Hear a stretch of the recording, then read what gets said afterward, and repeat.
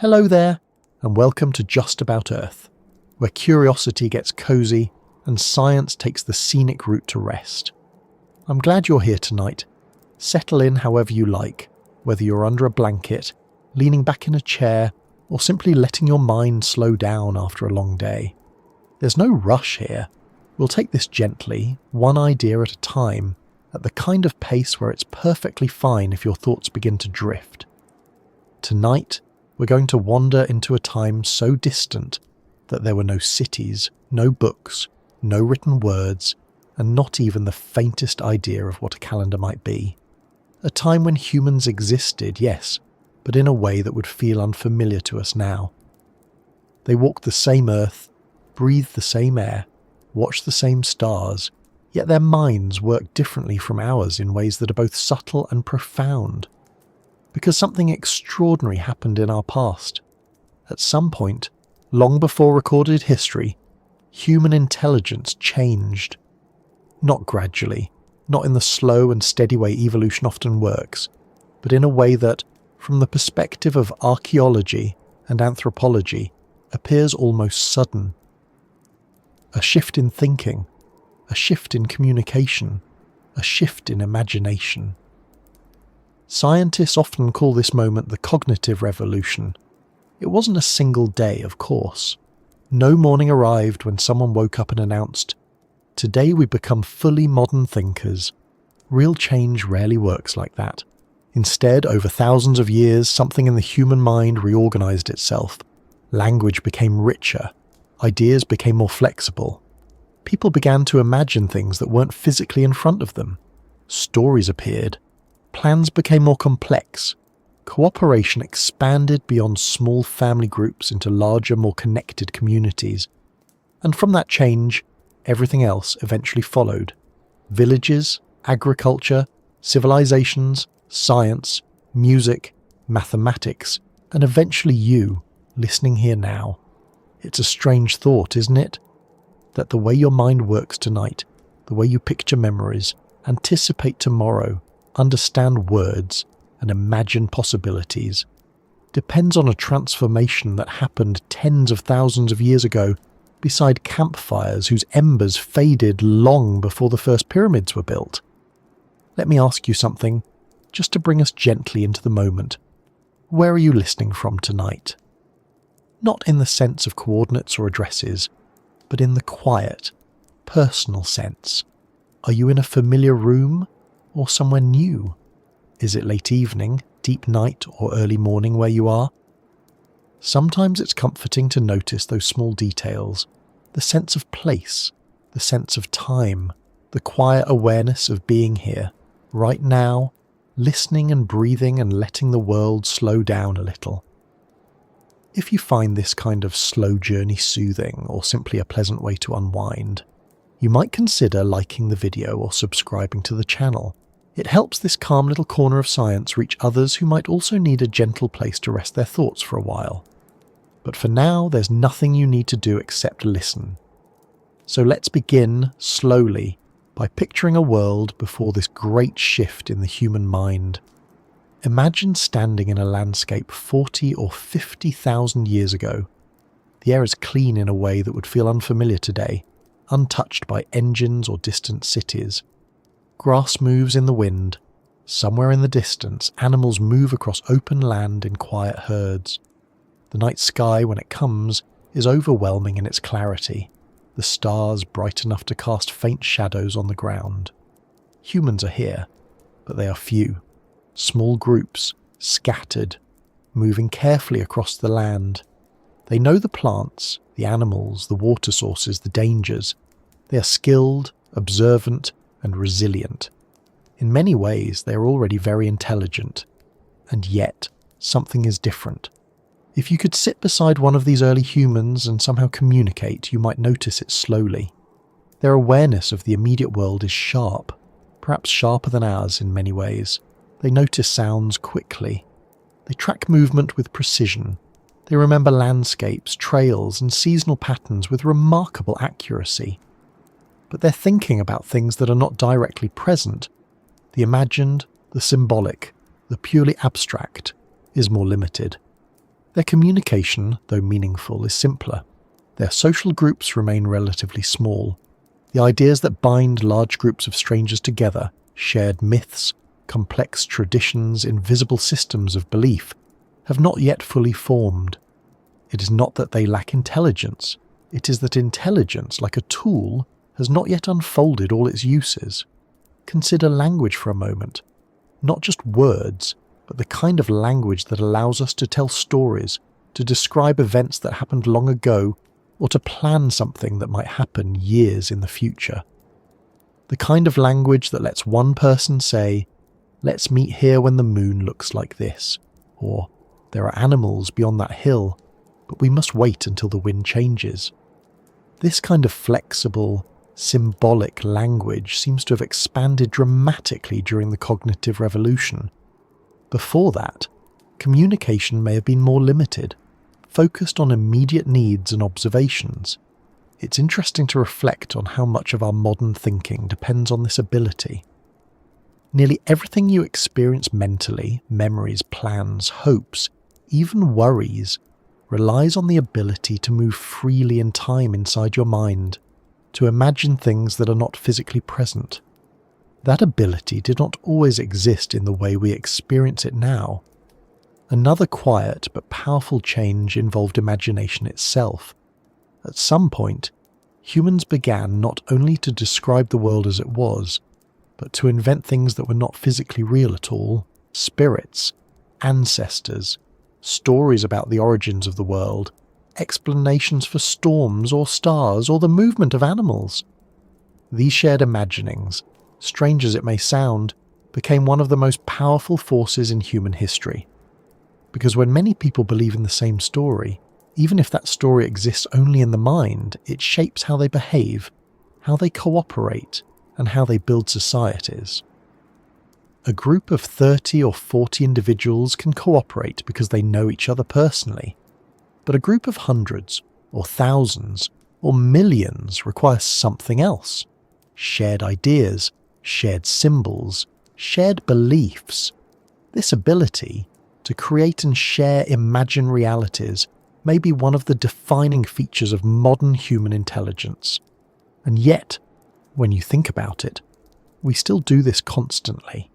Nations, currencies, laws, traditions, even the idea of time zones, these are all shared concepts that exist because people agree they exist. They are powerful, real in their effects, yet invisible in the physical sense. That habit of collective imagination began long ago, beside fires that crackled under open skies. There is another piece of the puzzle that scientists consider important, and that is memory. Not just the ability to remember events, but the ability to structure memories into stories, to organize experiences into sequences with meaning and lessons and connections. Storytelling, in its earliest forms, may have been a survival tool, a way to pass on knowledge about dangerous animals, safe routes, changing seasons. But over time, storytelling became something more, a way to share identity, to strengthen social bonds, to explain the unknown. Even today, stories shape how we understand the world. History is a story. Science, in many ways, is a story about how the universe behaves, carefully tested and refined, but still told through language and narrative. And all of this traces back to a shift in how human minds worked. What caused that shift remains one of the great mysteries. Some scientists suggest changes in brain structure or neural connectivity. Others point to genetic mutations that affected language or cognitive flexibility. Still others believe the change was cultural, that once certain ideas appeared, they spread and reinforced themselves across generations. It may have been a combination of all these factors, working together in ways we're still trying to understand. There's something quietly fascinating about that uncertainty. We know the transformation happened because we can see its traces. Suddenly, in the archaeological record, tools become more varied and specialized. Art appears, cave paintings, carvings, ornaments, trade networks expand. People travel farther, evidence of complex social structures begins to emerge. It is as if the human mind, once confined mostly to the immediate present, suddenly opened a series of new doors. And once those doors opened, they never closed again. Take a moment to notice your own thoughts as you listen. You're imagining scenes, following ideas, recalling memories, perhaps picturing landscapes or ancient people. None of those things are physically in front of you, and yet they feel vivid in their own quiet way. That ability to hold images and ideas in the mind is one of the legacies of the cognitive revolution. It's easy to take it for granted because it is so natural to us. But from the perspective of deep time, it is extraordinary. At this point, you might wonder what life actually felt like before this transformation fully unfolded. What was it like to live in a mind that was intelligent, observant, capable, yet different from ours in how it processed the world? To picture that earlier world, it helps to slow down even further and let the scene form gradually. Long before villages, long before written language, long before anyone carved symbols into stone to leave messages for people they would never meet, humans were already here. They walked upright, used tools, controlled fire, and cared for one another. In many ways, they were recognizably human, and yet their daily experience of the world was different in ways that are not immediately obvious unless we look closely. If you could spend a single day among these early humans, perhaps somewhere in Africa or the Middle East around 70 or 80,000 years ago, you would probably be struck first by how much of their attention was focused on the present moment. Survival demanded it. The sounds of animals in the distance, the movement of wind through grass, the smell of water or smoke, these were not background details. They were signals, information that could mean food, safety, or danger. Life required constant awareness. There was little room for distraction. Even walking from one place to another involved reading the ground, noticing tracks, watching the sky for changes in weather, staying alert for predators or rival groups. It was a world where paying attention was not a skill you practiced, but a necessity built into every waking moment. At the same time, their lives were not a constant state of fear or tension, as older portrayals sometimes suggest. There were long periods of quiet routine, preparing food, repairing tools, caring for children, resting near a fire. These activities filled much of the day. Humans, even then, were social creatures. They talked, laughed, argued, and shared stories of a sort, though those stories were likely simpler and more directly tied to recent experiences. Communication existed, of course. Early humans had language, but it may have been less flexible than the language we use now. They could probably describe immediate events very well. They could warn others about danger, coordinate a hunt, or explain where to find water. But the ability to describe complex imagined situations, or to build long chains of abstract ideas, seems to have been more limited. One way to think about it is to imagine language as a set of tools. Before the cognitive revolution, humans had many of the basic tools but fewer of the finer ones. They could speak, but perhaps with a smaller vocabulary and simpler grammar. They could refer to things they had seen, but imagining detailed scenarios far removed from direct experience may have been harder. That difference might seem small at first, but it has enormous consequences. Language does more than communicate information. It shapes how we think. When you can describe something clearly, you can think about it more clearly. When you can imagine possibilities in words, you can plan for them. And when groups of people can share detailed ideas, cooperation becomes much more powerful. Before that shift, cooperation existed, but mostly within small groups. A band of perhaps 20 to 50 individuals, often extended families, living and travelling together. Everyone knew everyone else personally. Trust was built through daily interaction, shared work and shared risks. These groups were remarkably effective in their environment. They knew which plants were edible, which were dangerous, and which could be used for medicine. They knew how animals moved across the land, how seasons changed, and where to find shelter. This knowledge was passed down carefully, often through demonstration rather than detailed explanation. Children learned by watching and doing, not by listening to long verbal instructions. Childhood itself looked somewhat different from what we might expect. Young children were rarely separated from adults for long. They moved with the group, observing everything. Play often involved imitating adult activities, practicing movements and skills that would one day be necessary for survival. And yet, despite these similarities to us, there were limits to how far their social worlds could expand. Without the ability to share large, complex systems of belief or detailed plans involving many people, groups rarely grew very large. When they did, tensions often increased. Maintaining harmony in a group requires communication, negotiation, and shared understanding, and those abilities were still developing. Another important difference involved how early humans thought about time, not in the sense of clocks or calendars, but in the sense of how far into the past or future their minds regularly travelled. They certainly remembered events and anticipated future needs. They prepared for seasonal changes and stored food when possible, but the kind of long-term planning that stretches years or decades ahead, the kind of thinking that leads to building permanent structures or organising large communities, was much less common. Their mental world was anchored more firmly in the immediate cycle of days and seasons. The rising and setting of the sun, the changing of weather, the migration of animals, these rhythms shaped their sense of time. Life followed patterns that repeated, rather than timelines that stretched far into an imagined future. It's interesting to consider how this would feel from the inside. Without a constant stream of written information, schedules, or long-term plans, the mind may have been quieter in certain ways.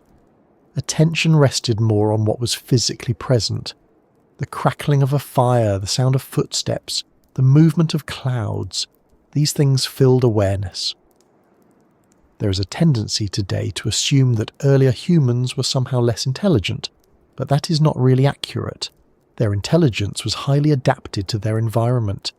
They possessed extraordinary memory for landscapes, plants, and animal behaviour.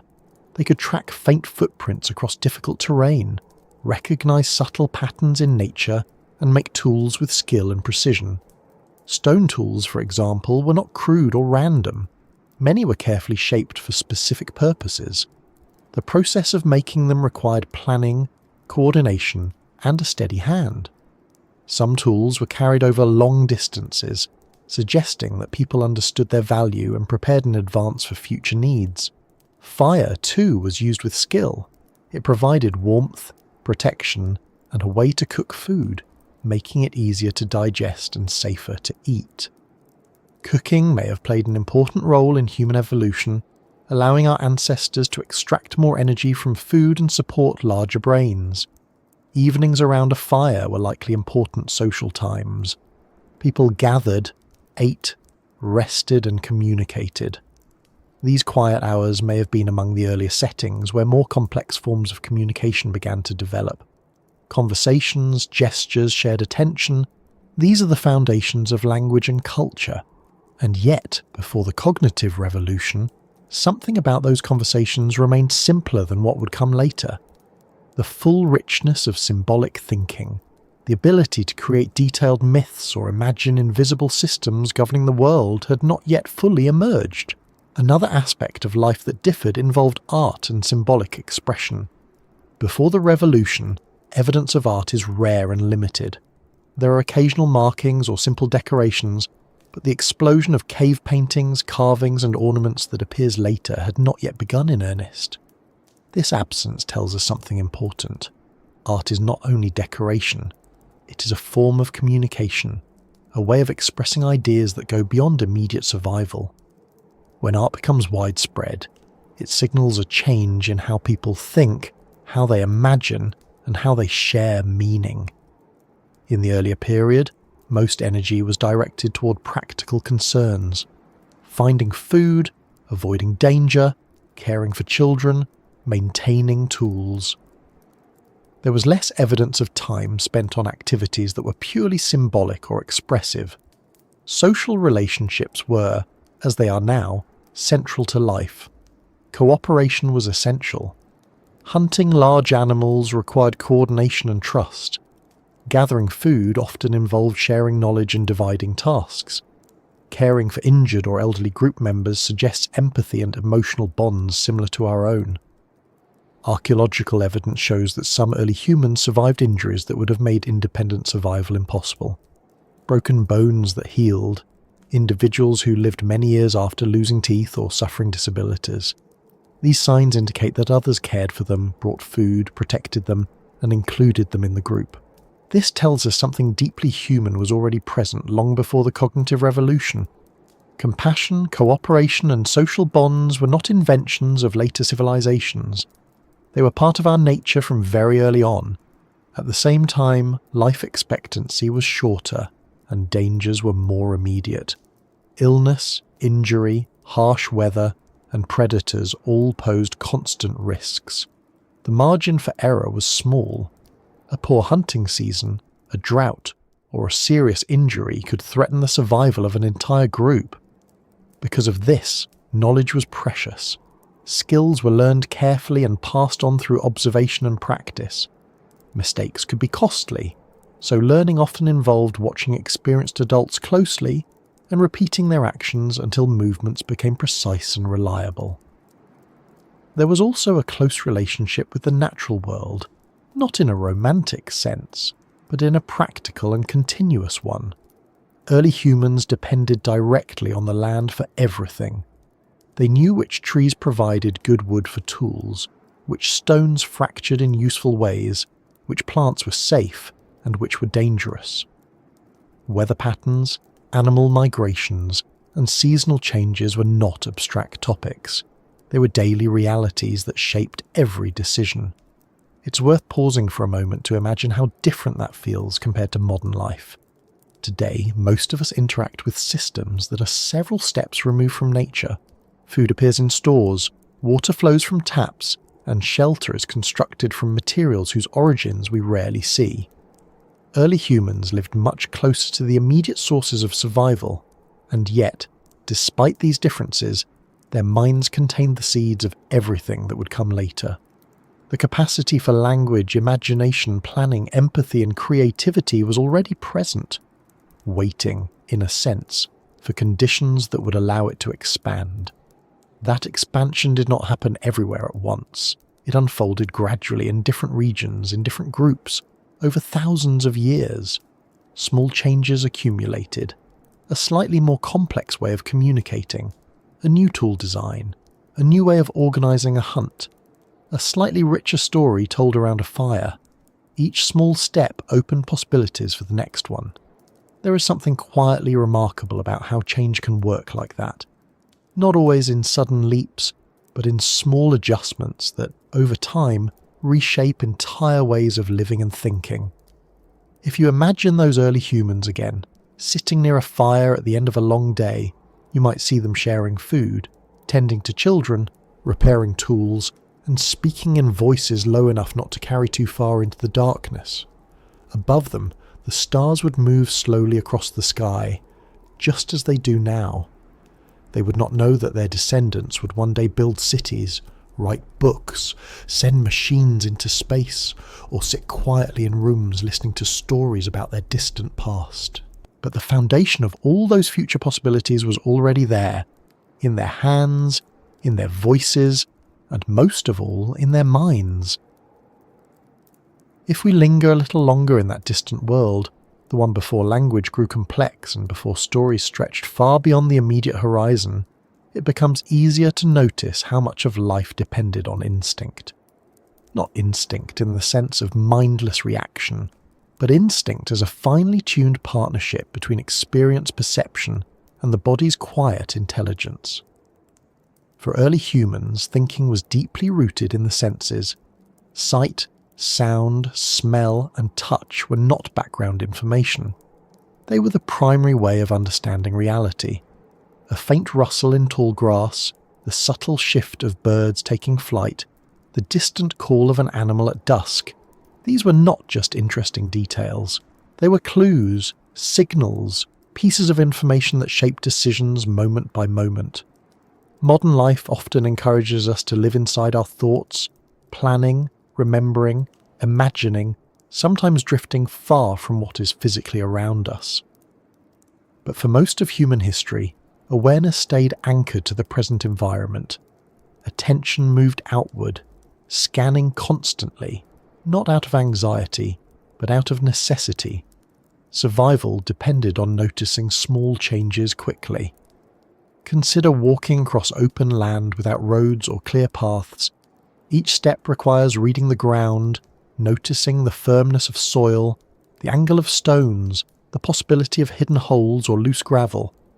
The mind and body work together almost seamlessly, adjusting balance, direction and pace without conscious deliberation. Over time, this kind of awareness becomes second nature, a quiet skill that operates beneath deliberate thought. Early humans lived in that mode most of the time. Their thinking was practical, immediate, and closely tied to action. That does not mean they lacked intelligence or curiosity. It simply means their mental energy was directed differently, toward what was happening now rather than what might happen years in the future. Communication followed a similar pattern. Words, gestures, and sounds were used to coordinate activity, share observations, and express emotions. A warning call, a gesture toward a distant animal, a simple description of where to find water, these were essential and effective forms of communication. Language served survival first. What seems to have been less developed was the ability to communicate highly abstract or imaginary ideas. Talking about a hunt happening tomorrow was one thing.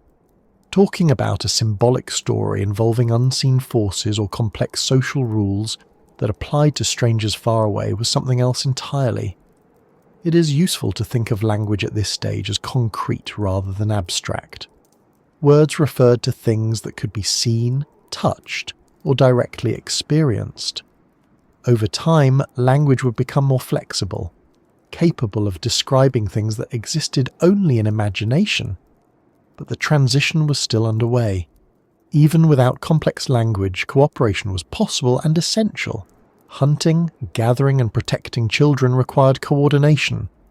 People watched each other closely, reading body language and facial expressions, responding to subtle cues. Much of communication happened without words at all. A glance could signal readiness. A raised hand could signal caution. A shift in posture could convey urgency. These forms of communication remain part of human behaviour today, though we often overlook them. Living in small groups made this kind of interaction easier. When you know every member of your group personally, you do not need elaborate systems of rules or written instructions. Relationships themselves provide structure. Trust develops through repeated experience, shared work, and shared risks. These groups were often mobile, moving with the seasons, following animals, or seeking new sources of food and water. Mobility required flexibility. Shelters were temporary. Possessions were limited to what could be carried. Tools were practical, carefully made, and valued. Stone tools, in particular, reveal a great deal about how early humans thought. Creating a sharp blade from stone requires understanding how different types of rock fracture, how force travels through material, and how to strike at the correct angle.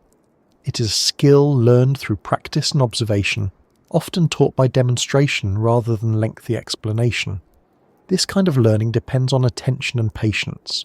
A child watches an adult shaping a tool, tries to imitate the movements, makes mistakes, tries again, and gradually improves. Knowledge passes from one generation to the next, not through written instructions, but through shared activity. Food gathering required a similar depth of knowledge. Plants that look similar can have very different effects, some nourishing, others harmful.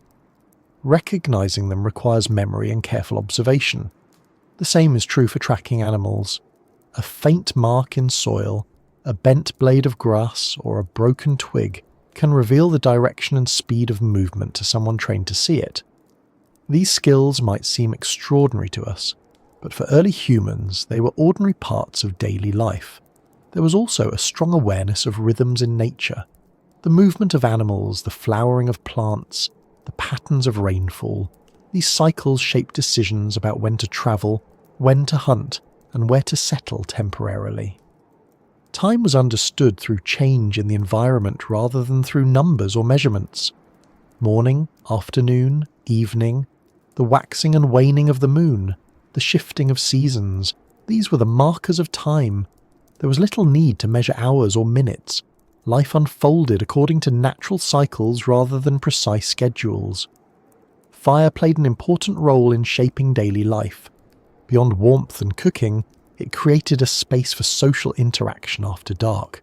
Nighttime in the wild can be dangerous, but a fire provides light and a sense of security.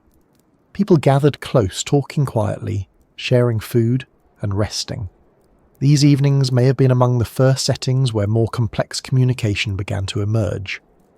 Without the immediate demands of hunting or gathering, there was time to talk, to reflect on events, to share experiences. Gradually, these conversations may have grown more elaborate, laying the groundwork for storytelling. At this stage, stories were likely simple and closely tied to real events.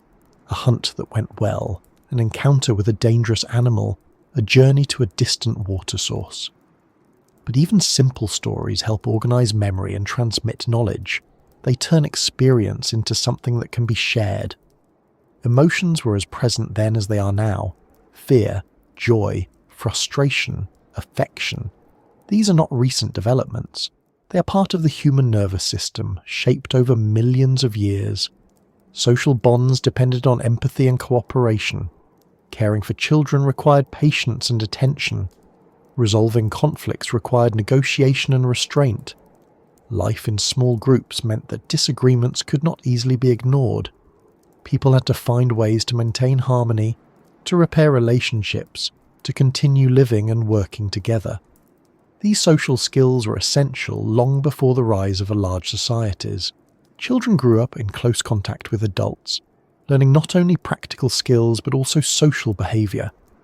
They observed how conflicts were resolved, how resources were shared, how decisions were made. Learning was continuous, woven into daily life rather than separated into formal lessons. Another important aspect of survival was adaptability. Environments changed, sometimes gradually, sometimes quickly. Droughts, colder seasons, or changes in animal populations could force groups to move or adopt new strategies. Flexibility in thinking and behaviour increased the chances of survival. This adaptability is one of the defining features of our species. Humans are not the fastest runners, the strongest animals, or the best climbers, but we are remarkably flexible. We can learn, adjust, and innovate. Even before the cognitive revolution, this capacity was already present. There were limits, of course. Without complex symbolic thinking, certain kinds of planning and cooperation were more difficult. Large-scale projects, long-distance trade networks, or detailed systems of law and tradition had not yet developed. These would come later as language and imagination expanded. Art and symbolic expression were still rare. A few carvings or markings appear in the archaeological record, but nothing like the rich cave paintings and intricate ornaments that would emerge later. This suggests that while creativity existed, it had not yet become a central part of culture. The mental world of early humans was therefore rich in perception and practical knowledge, but narrower in abstraction and shared imagination. They understood their environment deeply, but their ability to construct complex symbolic systems was still growing. It is worth reflecting on how different that mental balance feels compared to our own. Today, many of us spend large portions of time thinking about things that are not physically present, reading, imagining, planning, worrying, remembering. Our minds move constantly through time and possibility. Early humans, by contrast, lived more consistently in direct contact with the present environment. Their thoughts were closely tied to action, their attention grounded in the immediate world. There is something quietly grounding in imagining that way of living, not as a romantic ideal, but as a reminder of how closely the human mind is connected to the senses and the body.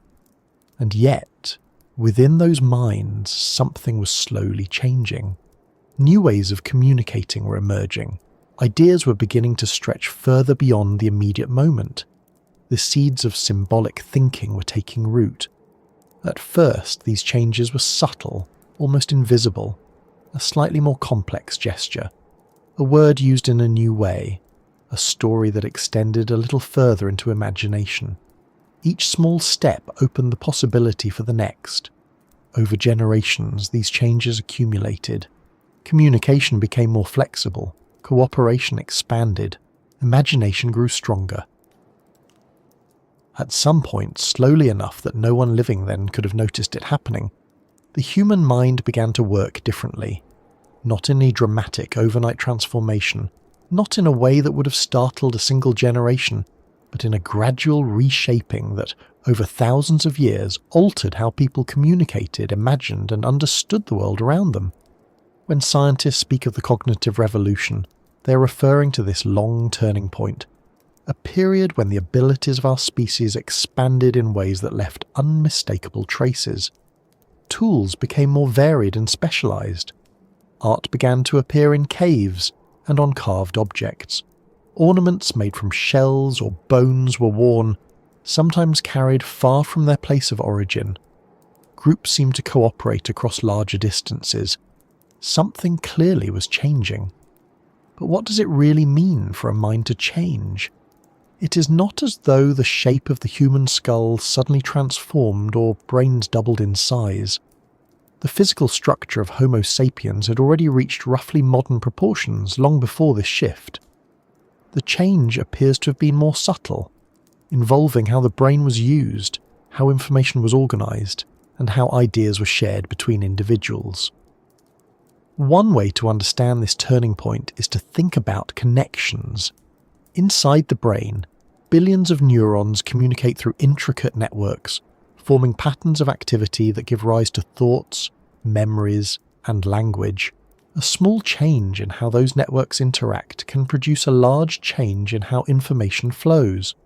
It is possible that genetic variations, tiny shifts in brain chemistry or development, gradually made human thought more flexible, more capable of linking ideas together in new ways. Flexibility is an important word here. Earlier humans were intelligent, observant, and skilled, but their thinking may have been more tied to the immediate environment. As cognitive flexibility increased, the mind gained the ability to move more freely between ideas, to imagine possibilities that were not directly visible, and to combine pieces of knowledge into entirely new concepts. Imagine holding a stone tool and seeing not only what it is, but what it could become. Imagine looking at an animal track and not only recognizing which animal made it, but predicting where that animal might be tomorrow. Imagine telling someone about a place neither of you can currently see, and both of you forming a similar picture in your minds. These are simple examples, but they reflect a profound shift. The mind begins to work not only with what is present, but with what is absent. It begins to construct mental worlds. Archaeological evidence gives us glimpses of this change. Around 70,000 years ago, in several regions of the world, artifacts begin to appear that suggest symbolic thinking. Pieces of ochre, a reddish mineral, were ground into powder and used for colouring. Shells were pierced and strung as beads. Patterns were carved into bone and stone. These objects are not strictly necessary for survival. A person does not need beads to hunt or gather food. Decoration and symbolism suggest something else, an awareness of identity, a desire to express meaning, perhaps even an early form of shared culture. It is intriguing to imagine the first time someone chose to wear an ornament. What did it mean to them? Was it a sign of belonging, a marker of status, or simply something pleasing to look at? We cannot know for certain, but the act itself tells us that the mind had begun to move beyond immediate practicality. Another important clue comes from changes in tools. Earlier stone tools were often made using a few consistent techniques, producing shapes that were effective but relatively simple. Later, tools became more varied, carefully shaped for specific tasks, sometimes combining different materials such as stone and wood. This suggests more advanced planning and teaching. Planning is a quiet but powerful form of thinking. It requires imagining a sequence of actions that has not yet happened. It requires holding several steps in mind at once, anticipating difficulties, and adjusting behaviour accordingly. These abilities, once strengthened, would have allowed humans to organise more complex hunts, travel longer distances, and cooperate in new ways. Cooperation itself may have been one of the most important outcomes of this mental shift.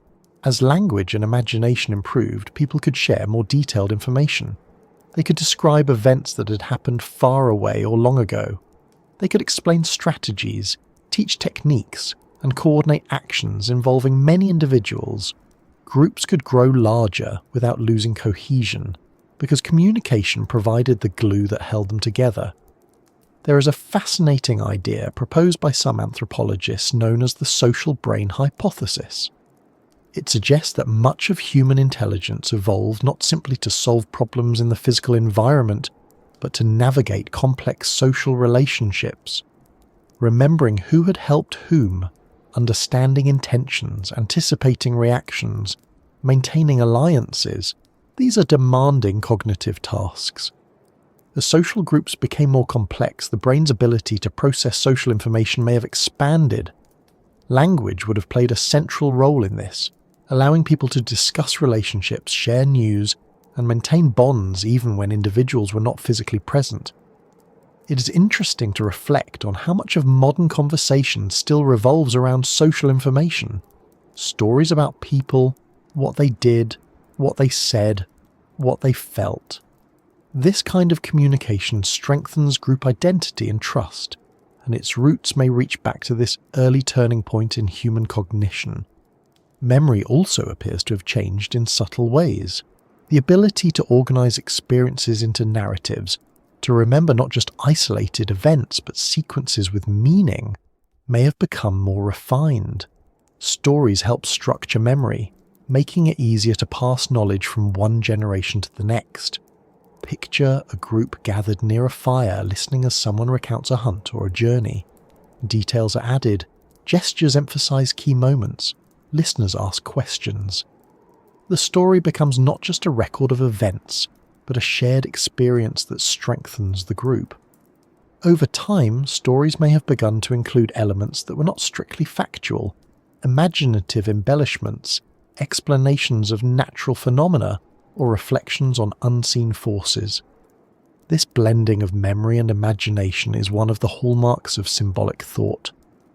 Another piece of evidence for the changing human mind comes from art. Cave paintings, some of them astonishingly detailed, begin to appear in various parts of the world. Animals are depicted with movement and accuracy. Handprints are pressed onto rock walls. Patterns and symbols are drawn in careful arrangements. Creating such images requires more than technical skill. It requires the ability to represent something mentally and then reproduce it deliberately. It also suggests that people found meaning in representation itself, that images could carry significance beyond their immediate function. Why paint an animal on a cave wall? Perhaps it was part of ritual or storytelling or teaching. Perhaps it was simply an expression of curiosity and creativity. Whatever the motivation, it reflects a mind capable of abstraction and symbolism.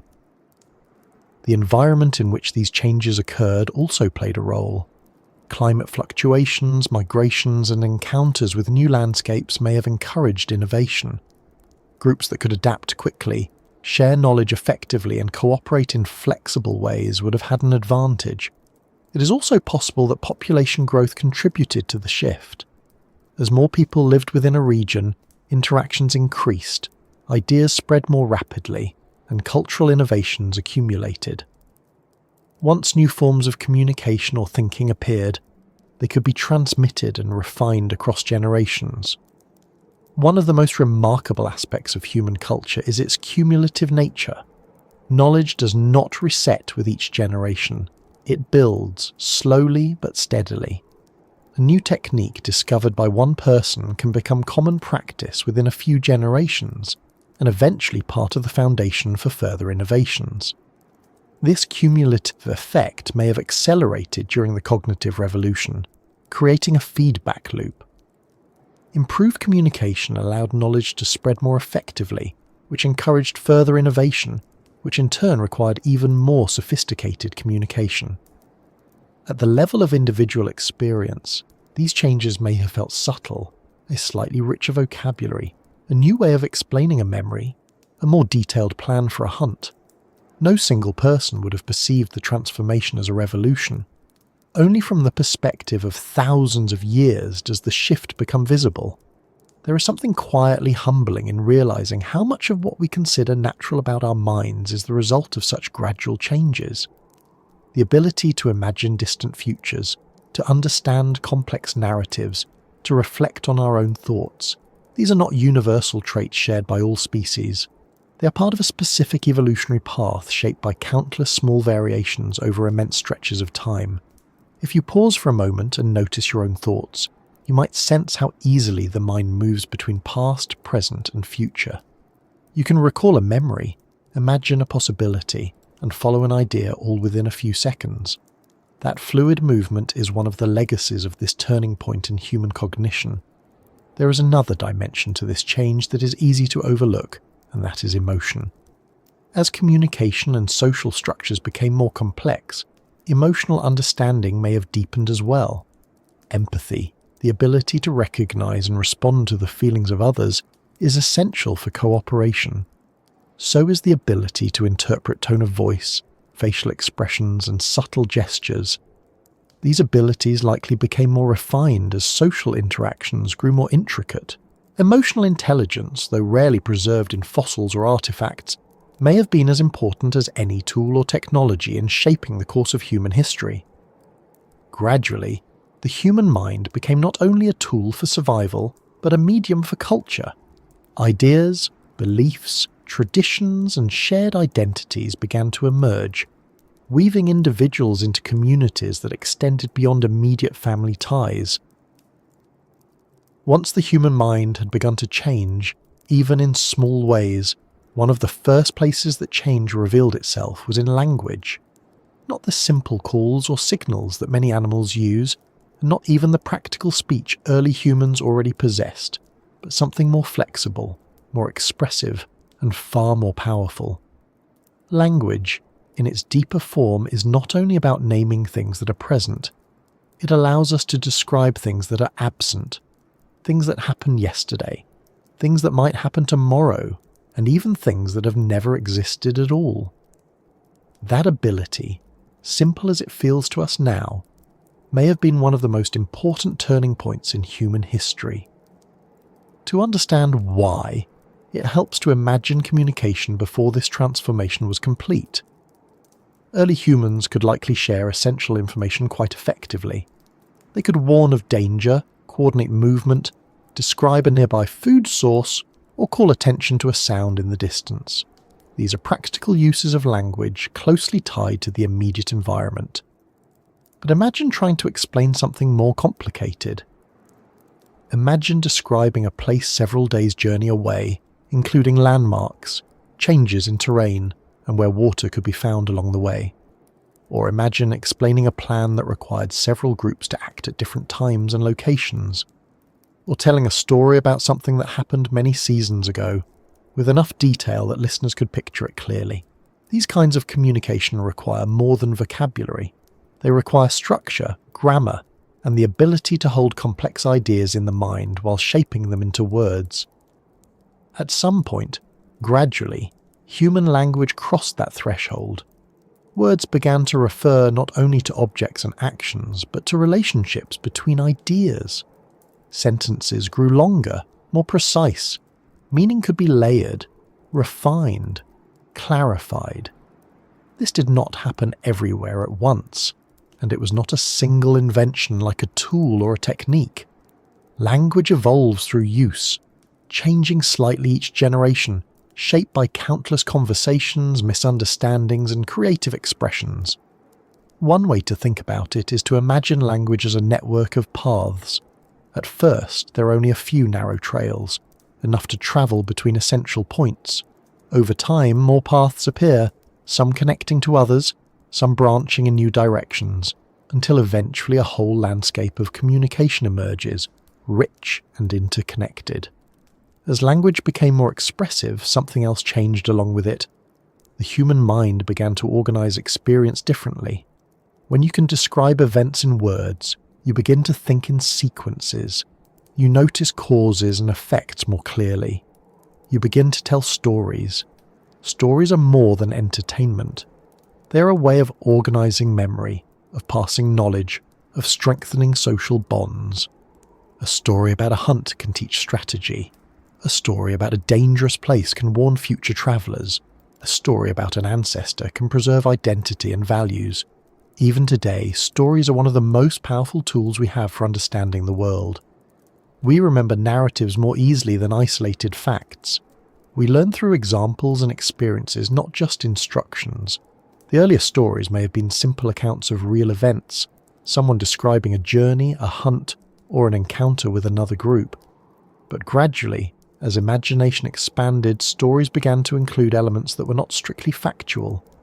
Explanations for natural phenomena, accounts of unseen forces, tales that blended observation with creativity. This blending of reality and imagination is one of the hallmarks of symbolic thought. It allows humans to create shared meanings that go beyond direct experience. Symbols themselves became increasingly important.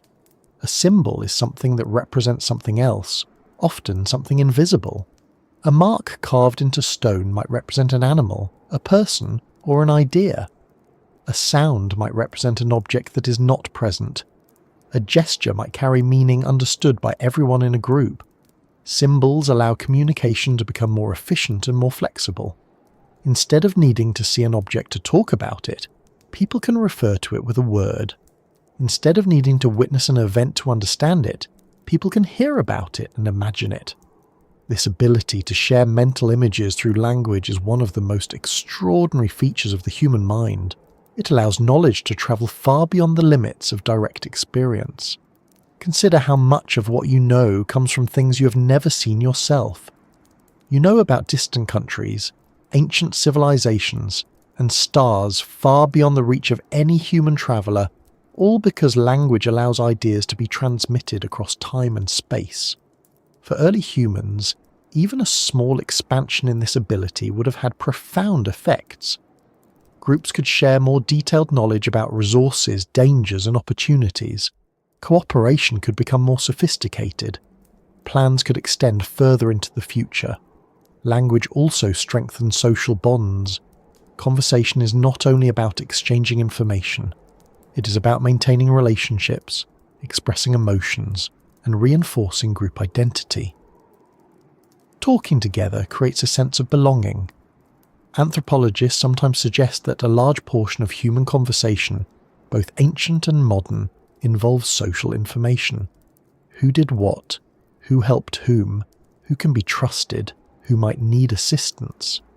These exchanges help groups function smoothly, reducing conflict and strengthening cooperation.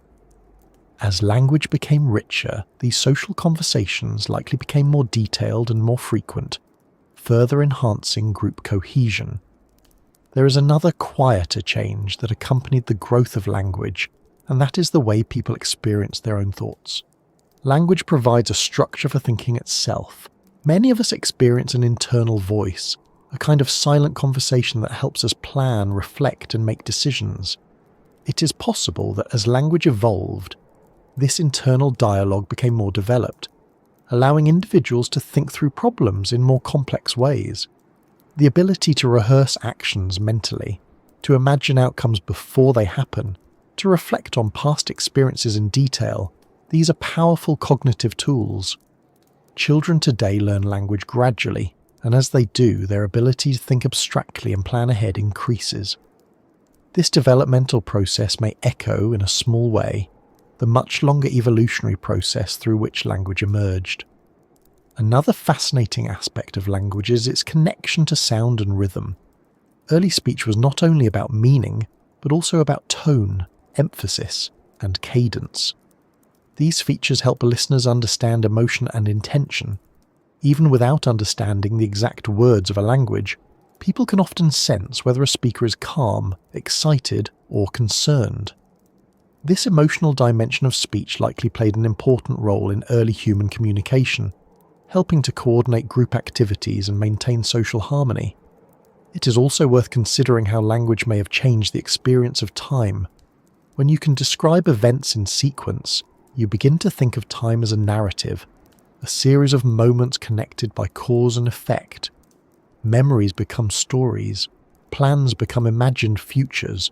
This narrative sense of time may have contributed to longer-term planning and more complex cultural traditions. Events could be remembered not only as isolated experiences, but as part of a larger story extending across generations. Evidence of this shift appears in the archaeological record. Objects that seem to have symbolic meaning begin to appear more frequently. Patterns carved into bone or stone, ornaments worn for decoration rather than utility, pigments used to colour objects or bodies. These artifacts suggest that people were not only surviving, but expressing identity and meaning in new ways. Language and symbolism often develop together, reinforcing each other. The environment of evenings around a fire may have played a quiet but important role in this process. Fire extends the day, creating hours when practical work slows and conversation becomes the main activity. In the flickering light, faces illuminated, voices soft, stories can unfold. Imagine listening to a skilled storyteller in such a setting. The rhythm of speech, the gestures, the pauses, the reactions of listeners, all of these elements make language a shared experience. Over time, storytelling becomes an art, refined and practiced. Through stories, knowledge passes from one generation to the next. Children learn about places they have never been, animals they have never seen, dangers they have never faced. Language becomes a bridge between experience and imagination. There is also the possibility that music and language develop together. Rhythm, repetition, and melody make words easier to remember. Chants and songs may have been among the earliest forms of structured speech, helping to preserve important information and strengthen group identity. As language awakened, it did not replace instinct or practical knowledge. Those remained essential, but it added a new layer to human experience, a layer of shared meaning that allowed groups to function in ways that were previously impossible. Cooperation could extend beyond immediate family. Knowledge could accumulate across generations. Culture, in the sense of shared beliefs and traditions, could begin to take shape. Once language had begun to stretch beyond the immediate moment, something else began to grow alongside it. Something less visible than tools or ornaments, yet far more powerful. Humans began to imagine things that were not physically present, and more importantly, they began to share those imaginings with one another in ways that made them feel real. Imagination itself is not unique to humans. Many animals can anticipate events, remember locations, or react to possibilities that are not immediately in front of them. A wolf can plan a hunt. A bird can remember where food is hidden. These are impressive abilities, but they remain closely tied to practical needs and direct experience. What began to change in humans was different. The mind became capable not only of imagining what might happen, but of imagining things that could never be seen or touched at all. Invisible forces, spirits, shared identities, stories about origins and destinies. These were not just fleeting thoughts inside a single mind. They were ideas that could be spoken, repeated, and believed by many people at once. That ability may seem ordinary to us now, because we grow up surrounded by shared beliefs of all kinds. But in the deep past, it represented a profound shift in how humans understood reality. To see why this mattered, it helps to think about how cooperation works. In small groups, cooperation depends on direct relationships. You help someone because you know them. You trust them because you have seen their actions. Loyalty and responsibility are built through daily interaction. But as groups grow larger, personal familiarity becomes impossible. You cannot personally know hundreds or thousands of people. Something else must hold the group together. This is where shared imagination becomes powerful. If everyone in a group believes in the same story, the same identity, or the same unseen principles, they can cooperate even with strangers. They can trust people they have never met because those people share the same beliefs and rules. One of the earliest forms this may have taken was the belief in spirits, or unseen presences connected to the natural world. Thunder, wind, the movement of animals, the cycles of seasons, these events were mysterious and powerful. It is easy to imagine how early humans might have explained them through stories about unseen forces or beings.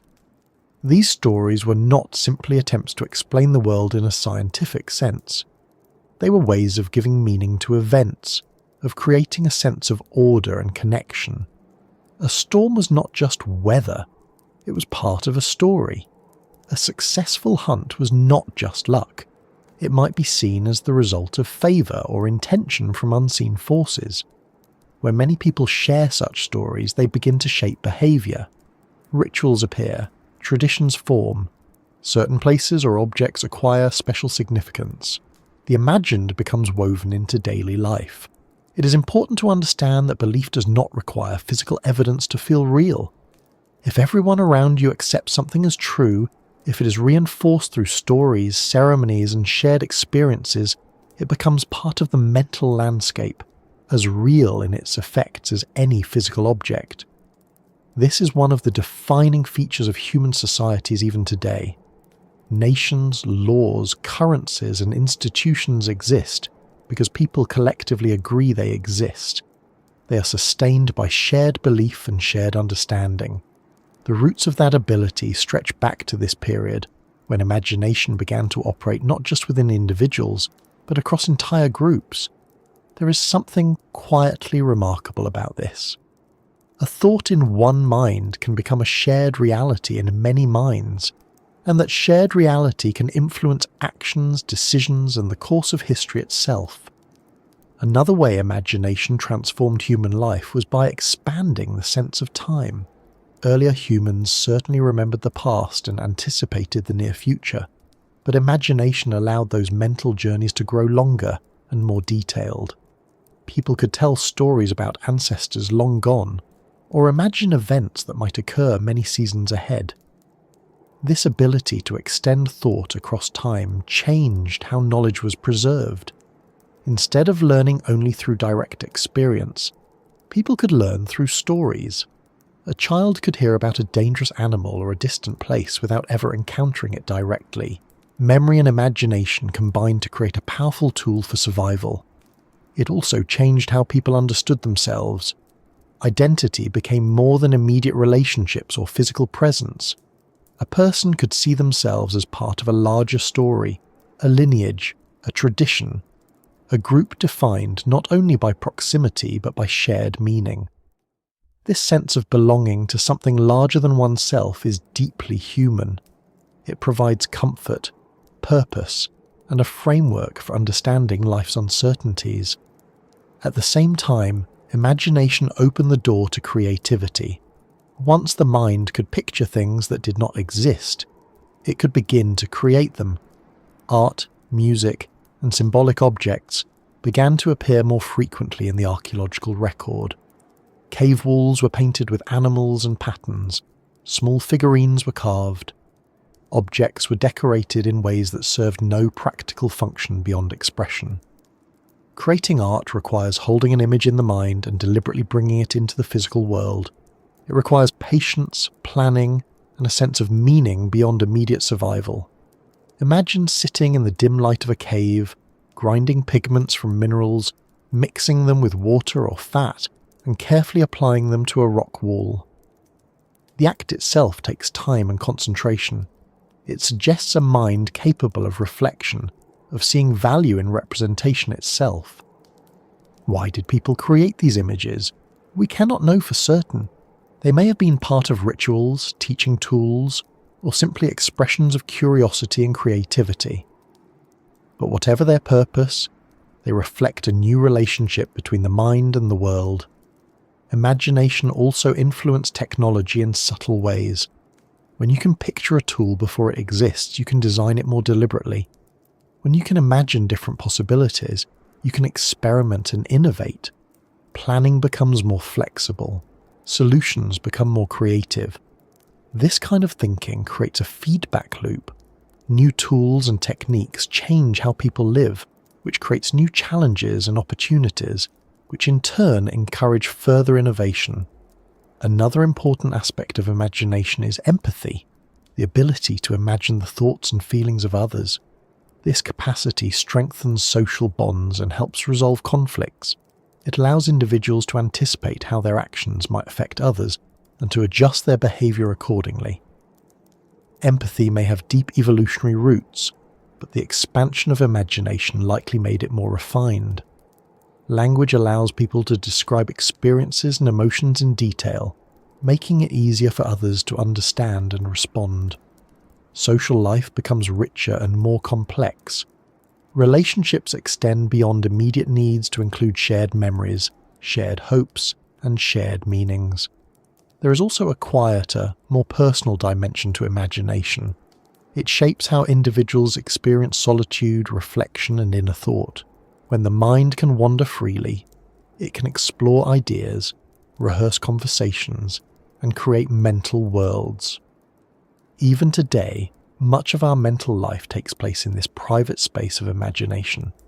We recall the past, anticipate the future, and construct possibilities that may never happen. This ability gives depth to our experience, but it also requires balance. Too much time in imagined worlds can disconnect us from the present, while too little imagination can limit creativity and understanding. Early humans were beginning to discover this new mental territory, learning how to use imagination in ways that supported survival and social life. It is worth pausing to consider how extraordinary this shift really was. A species that once relied primarily on direct perception and instinct was becoming capable of building entire worlds in the mind and sharing them with others. Invisible ideas were beginning to shape visible actions, and once imagination became a shared force, it began to transform human societies in ways that would continue to unfold for thousands of years. Beliefs and traditions began to link groups together across distances and generations. Knowledge accumulated not only through experience, but through stories and symbols. Cooperation expanded beyond immediate family ties. This expansion did not happen smoothly or uniformly. Different groups developed different traditions, different stories, different ways of understanding the world. Diversity of thought and culture began to emerge, enriching human life while sometimes also creating conflict. But overall, the ability to imagine and share unseen realities gave humans an advantage that no other species possessed. It allowed flexible cooperation, rapid cultural evolution, and a depth of social organization that would eventually lead to villages, cities, and civilizations. Yet imagination did not replace the older ways of thinking. Instinct, observation, and practical knowledge remained essential. The human mind became a layered thing, combining ancient survival skills with new symbolic abilities. Long before cities, borders, or written laws, there was already something quietly holding human groups together, something that could not be seen, touched, or carried, yet was powerful enough to guide behavior and shape entire communities. It was not a tool, not a weapon, and not even a specific place. It was a shared story. To understand how important this was, it helps to imagine what life is like in a very small group. When 20 or 30 people live together, they know each other closely, they see one another every day. Trust grows from direct experience. If someone shares food, helps care for children, or stands beside others in danger, those actions are remembered. Reputation forms naturally. In such a setting, there is little need for formal rules or institutions. Cooperation is personal. Decisions are discussed face to face. Conflicts are resolved through conversation, gestures, or sometimes simply through distance and time. But as human minds became more flexible, as language and imagination expanded, groups began to grow larger. People travelled farther. They encountered other groups. Alliances formed, sometimes temporary, sometimes lasting longer. And as groups grew, a new challenge appeared. How do you maintain trust among people who do not know each other personally? This question may not sound dramatic, but it is one of the most important problems humans have ever faced. Large-scale cooperation is not easy. It requires a shared sense of belonging, a way of understanding who is part of the group and what behaviours are expected. This is where stories began to play a new role. A shared story can do something remarkable. It can create a sense of identity among people who have never met. If everyone believes they share the same ancestors, the same traditions, or the same unseen protectors, they begin to see themselves as part of the same group. These stories did not need to be historically accurate in the way we think of history today. What mattered was that they were meaningful and widely accepted. They provided a framework for understanding the world and one's place within it. Imagine a group gathered at night, the fire casting light on faces, voices low and steady as someone tells a story about how their people first came to this land, about the animals that guided them, about the forces that protect or punish. Children listen. Adults listen. The story becomes familiar, repeated again and again, woven into memory. Over time, such stories become part of identity itself. They are not just tales told for entertainment. They are explanations of who we are, where we belong, and how we should live. Archaeological evidence suggests that symbolic behaviour, including ritual and decoration, increased during this period. Objects were buried with the dead, sometimes arranged carefully, sometimes accompanied by tools or ornaments. This suggests that people were beginning to think about life and death in more complex ways, perhaps imagining some form of continued existence or spiritual journey. Burial practices are significant because they reflect belief. Taking the time to bury someone carefully, to place objects beside them, indicates that the dead were not seen simply as bodies, but as individuals whose story continued in some way. Rituals likely developed alongside these beliefs. Rituals are structured actions that carry symbolic meaning. They might involve specific gestures, songs, or movements repeated in a particular order. Rituals help reinforce shared beliefs and strengthen group cohesion. One of the reasons rituals are effective is that they create shared experiences. When people sing together, move together, or participate in the same sequence of actions, they feel connected.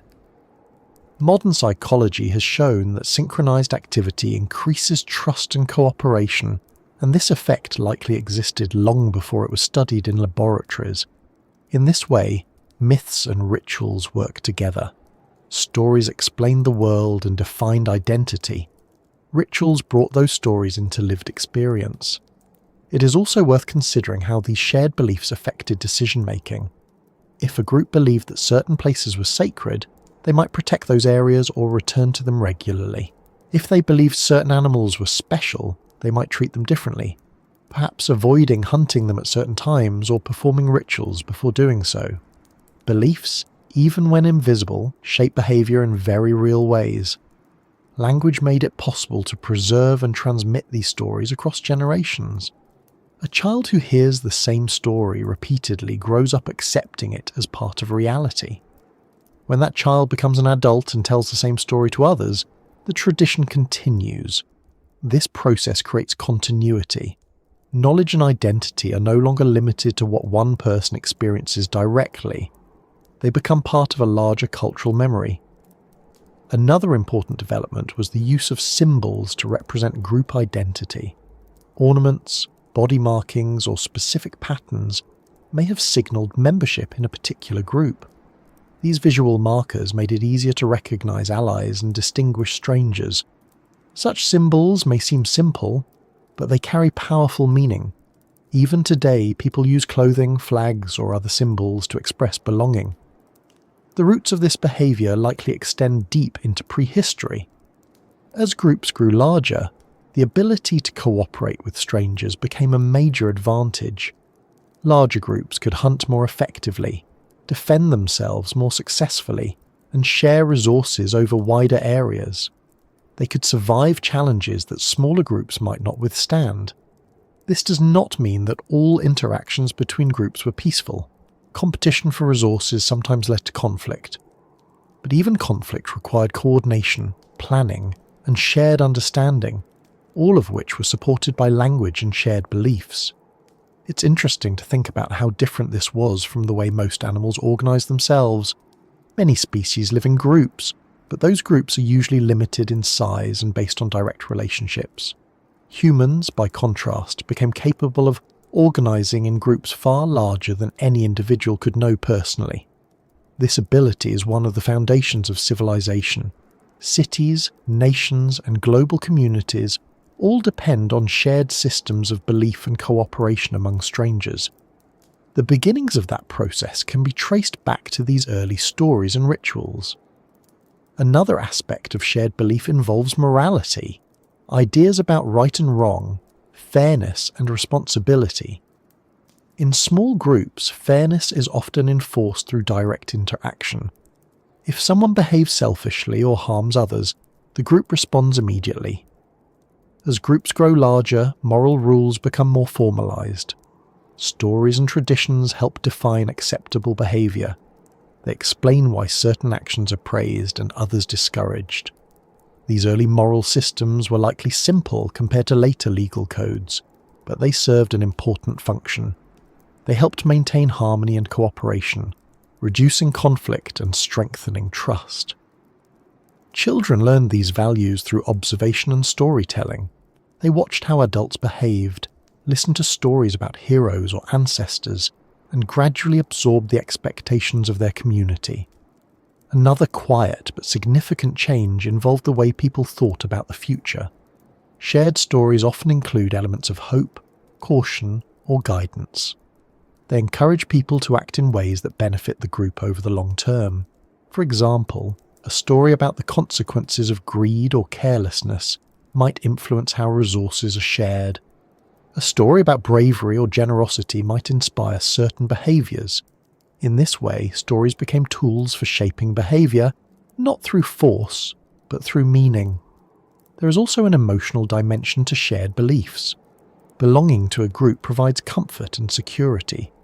Knowing that others share the same traditions and values creates a sense of stability, especially in uncertain environments.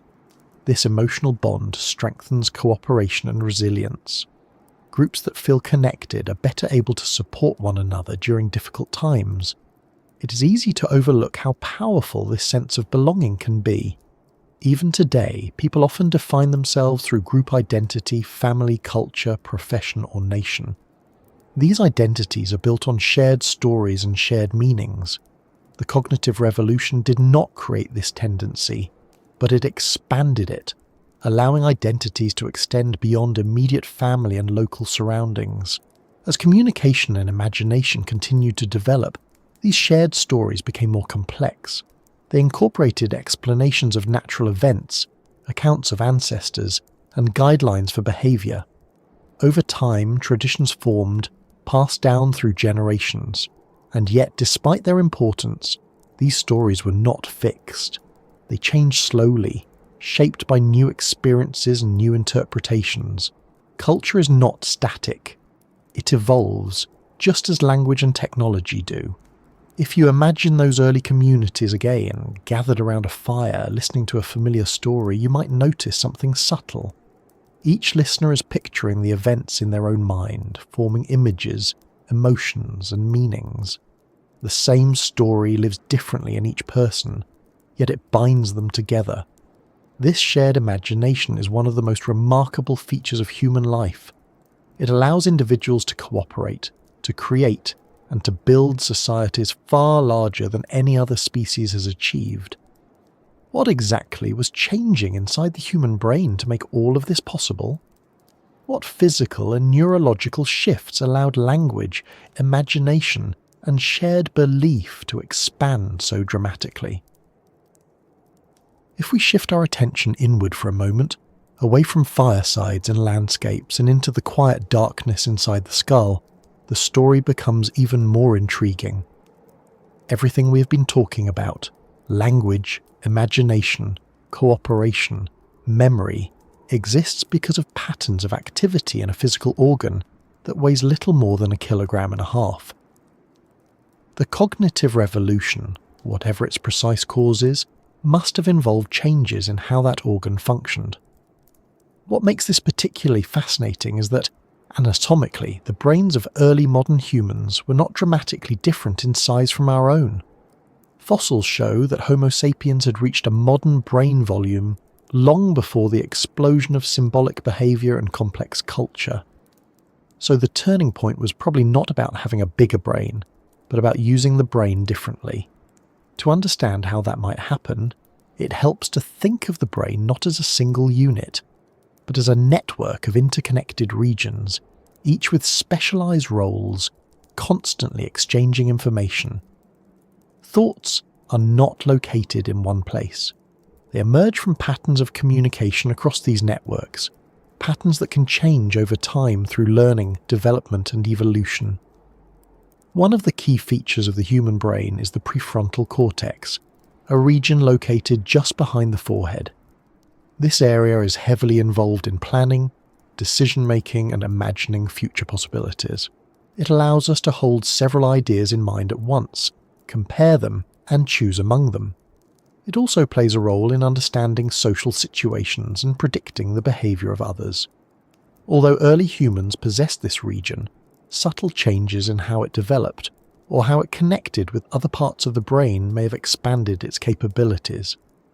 Even small increases in connectivity can have large effects on cognition because they allow information to flow more freely and flexibly. Neuroscientists often describe intelligence not as a single ability, but as the result of coordination among many systems. Memory, attention, language, emotional regulation, and sensory perception all contribute.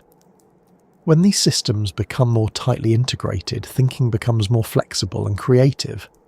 Language in particular depends on specialized areas of the brain, including regions in the temporal and frontal lobes that process sound, meaning, and grammar.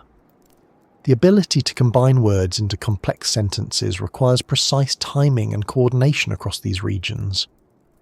Genetic changes affecting speech and language may have played a role in the cognitive revolution by refining these neural circuits.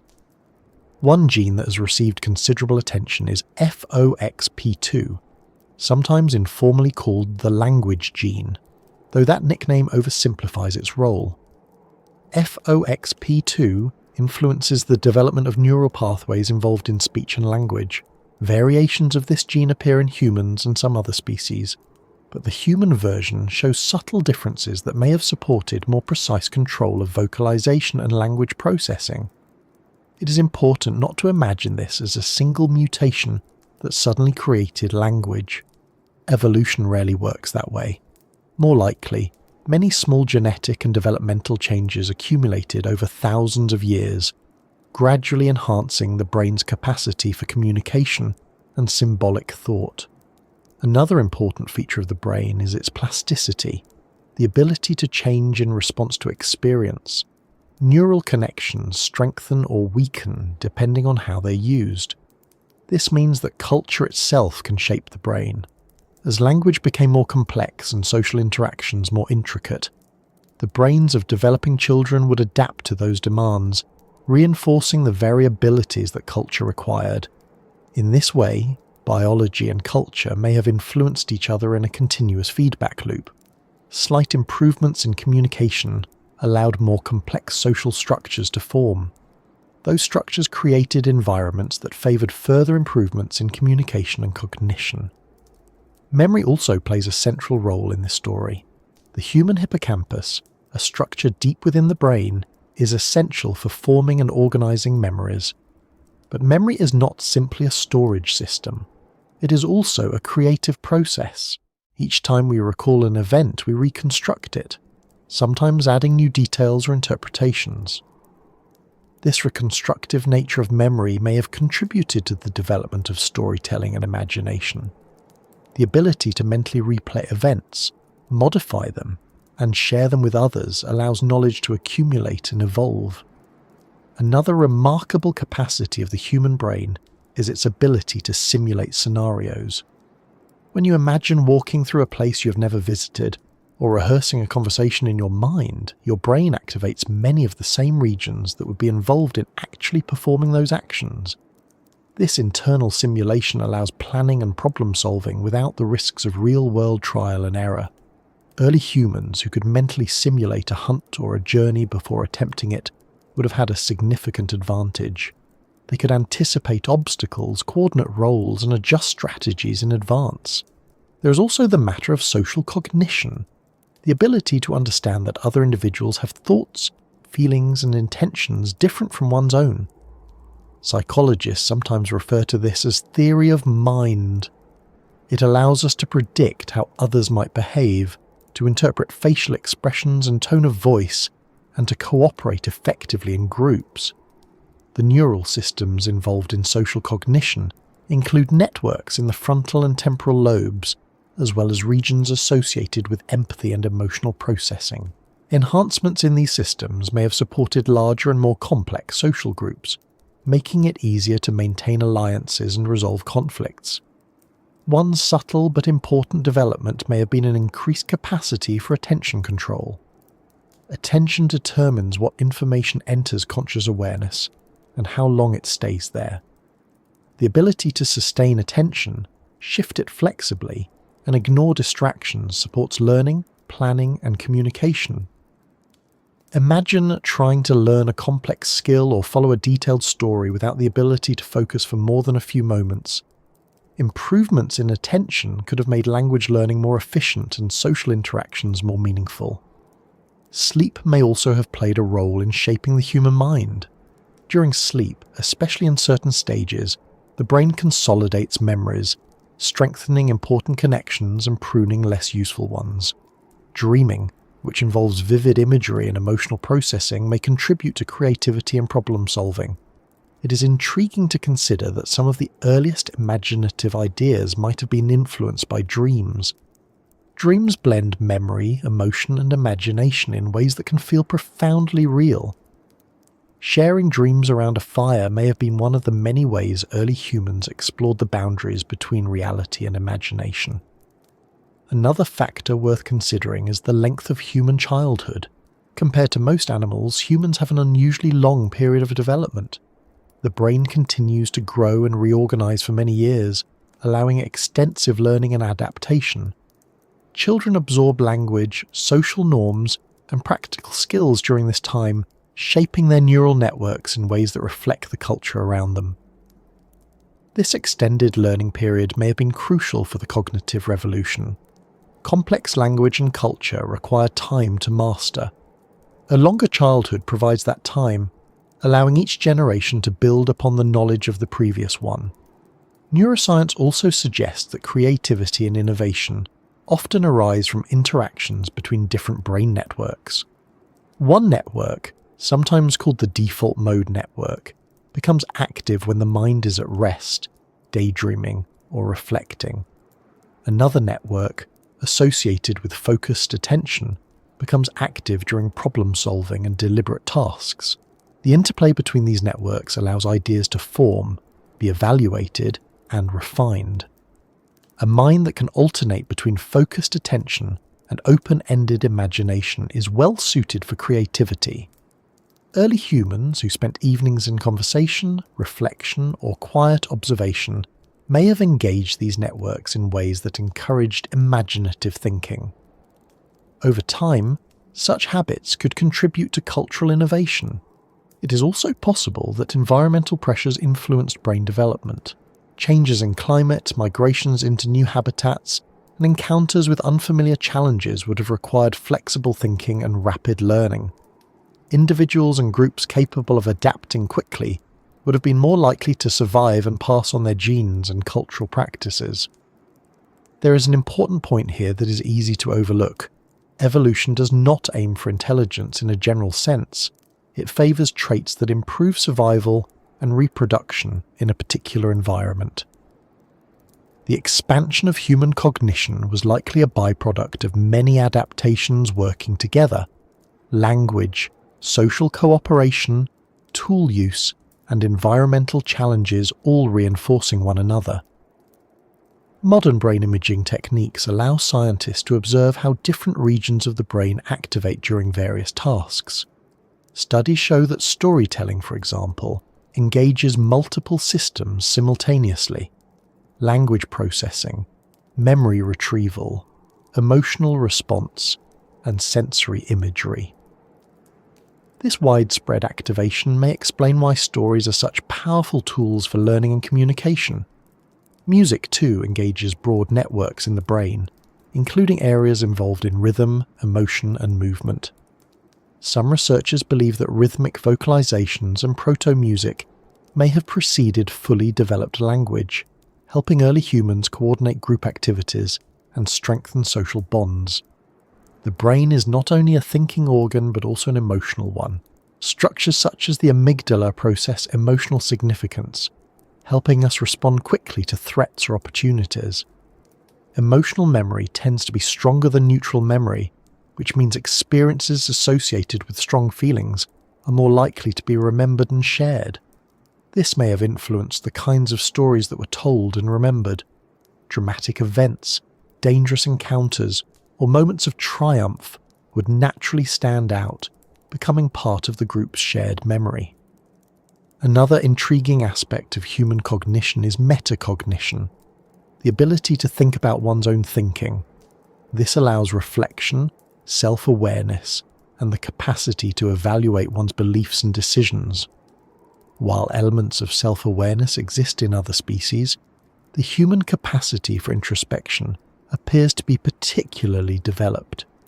Metacognition supports learning because it allows individuals to recognize mistakes, adjust strategies, and refine their understanding. It also contributes to the development of philosophy, science, and art, all of which depend on questioning assumptions and exploring possibilities. The cognitive revolution may have involved an expansion of this reflective capacity, allowing individuals not only to act and react, but to observe their own thoughts and consider alternatives.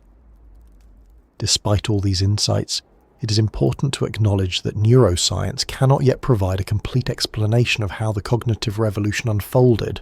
The brain does not fossilize in a way that preserves neural activity. We must infer changes from indirect evidence, artifacts, genetic studies, and comparisons with modern human cognition. There is a certain humility in recognizing how much remains unknown.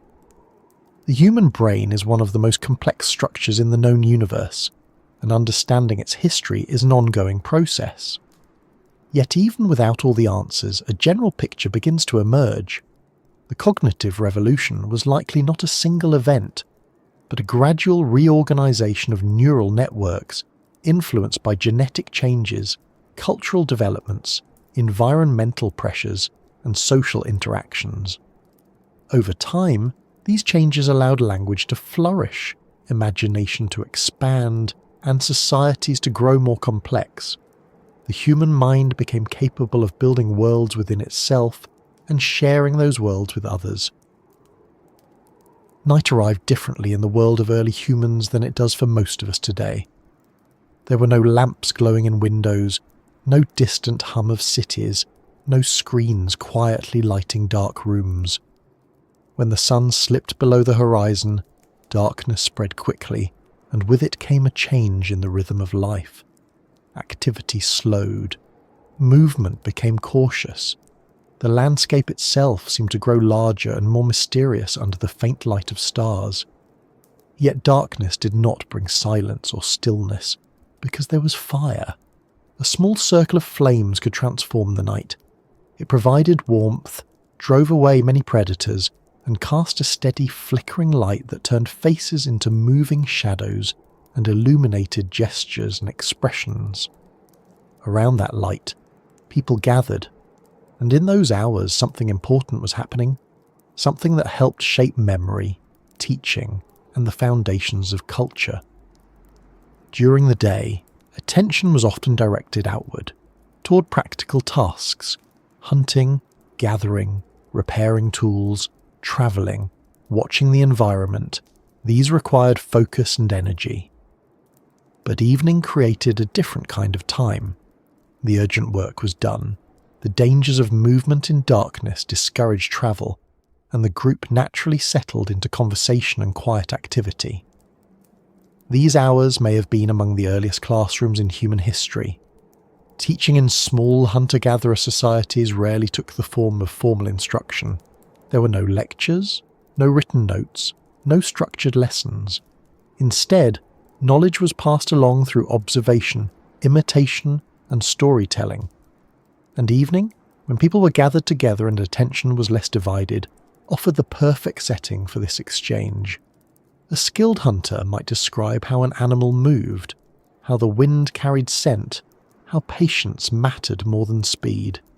An experienced gatherer might explain which plants were safe, how to recognize subtle differences in leaves or roots, and where certain foods could be found during different seasons. These were not abstract discussions. They were practical, vivid, and often accompanied by gestures and demonstrations. Children listened. Younger adults listened.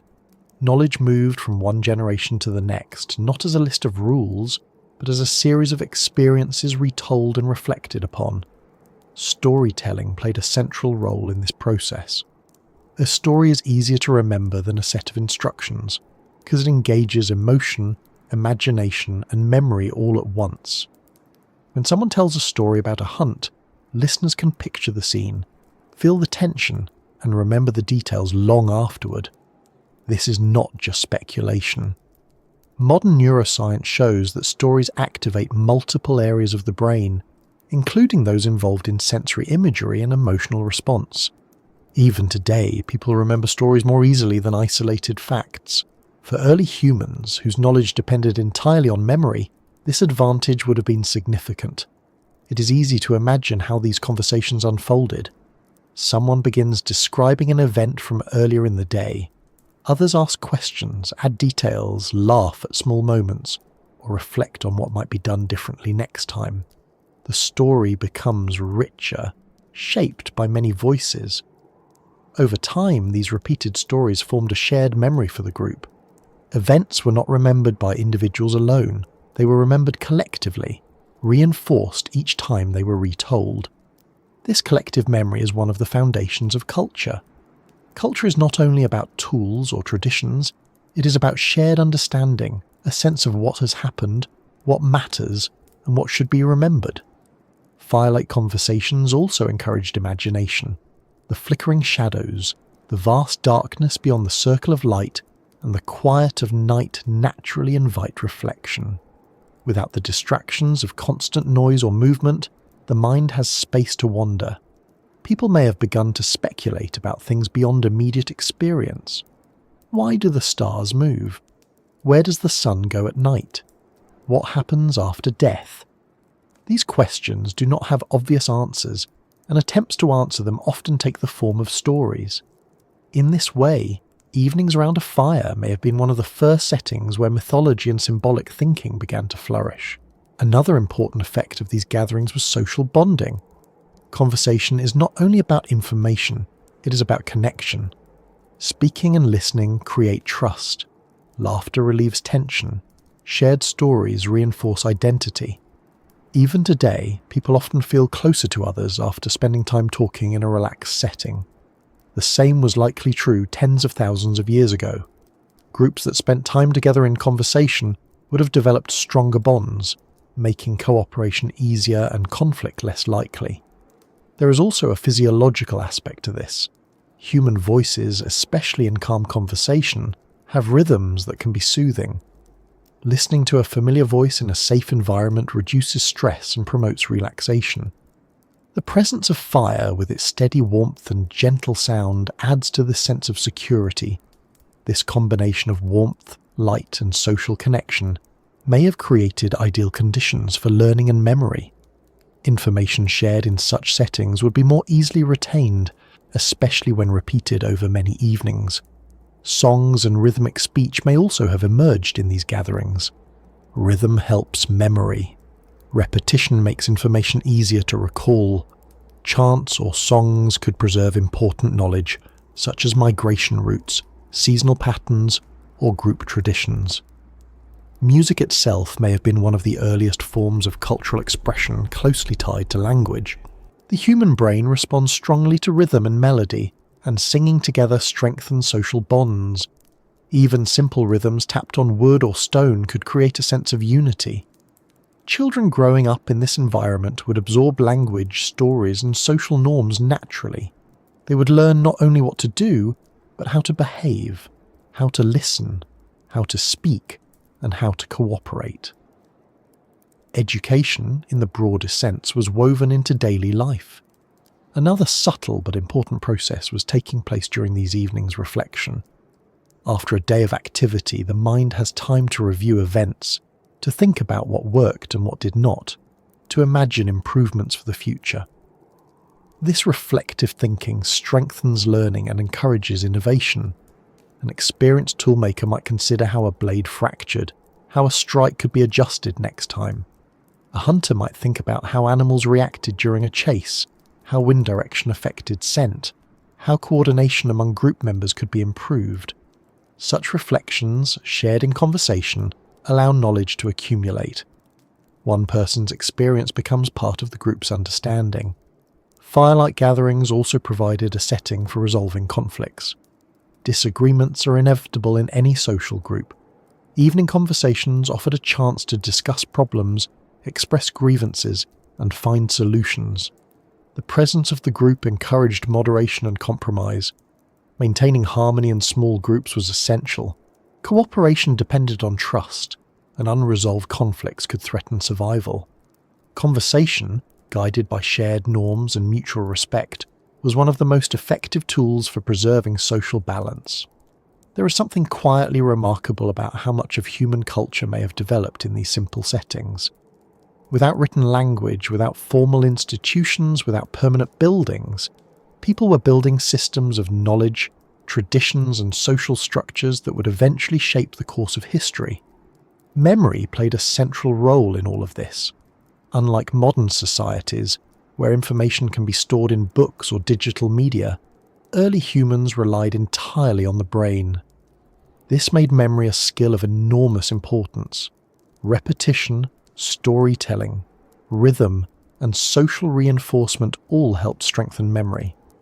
Events that were discussed frequently became deeply embedded in the group's shared knowledge. Lessons learned from experience were preserved through narrative. Sleep, which often followed these evenings, also contributed to memory consolidation. During sleep, the brain processes and organizes information, strengthening important connections.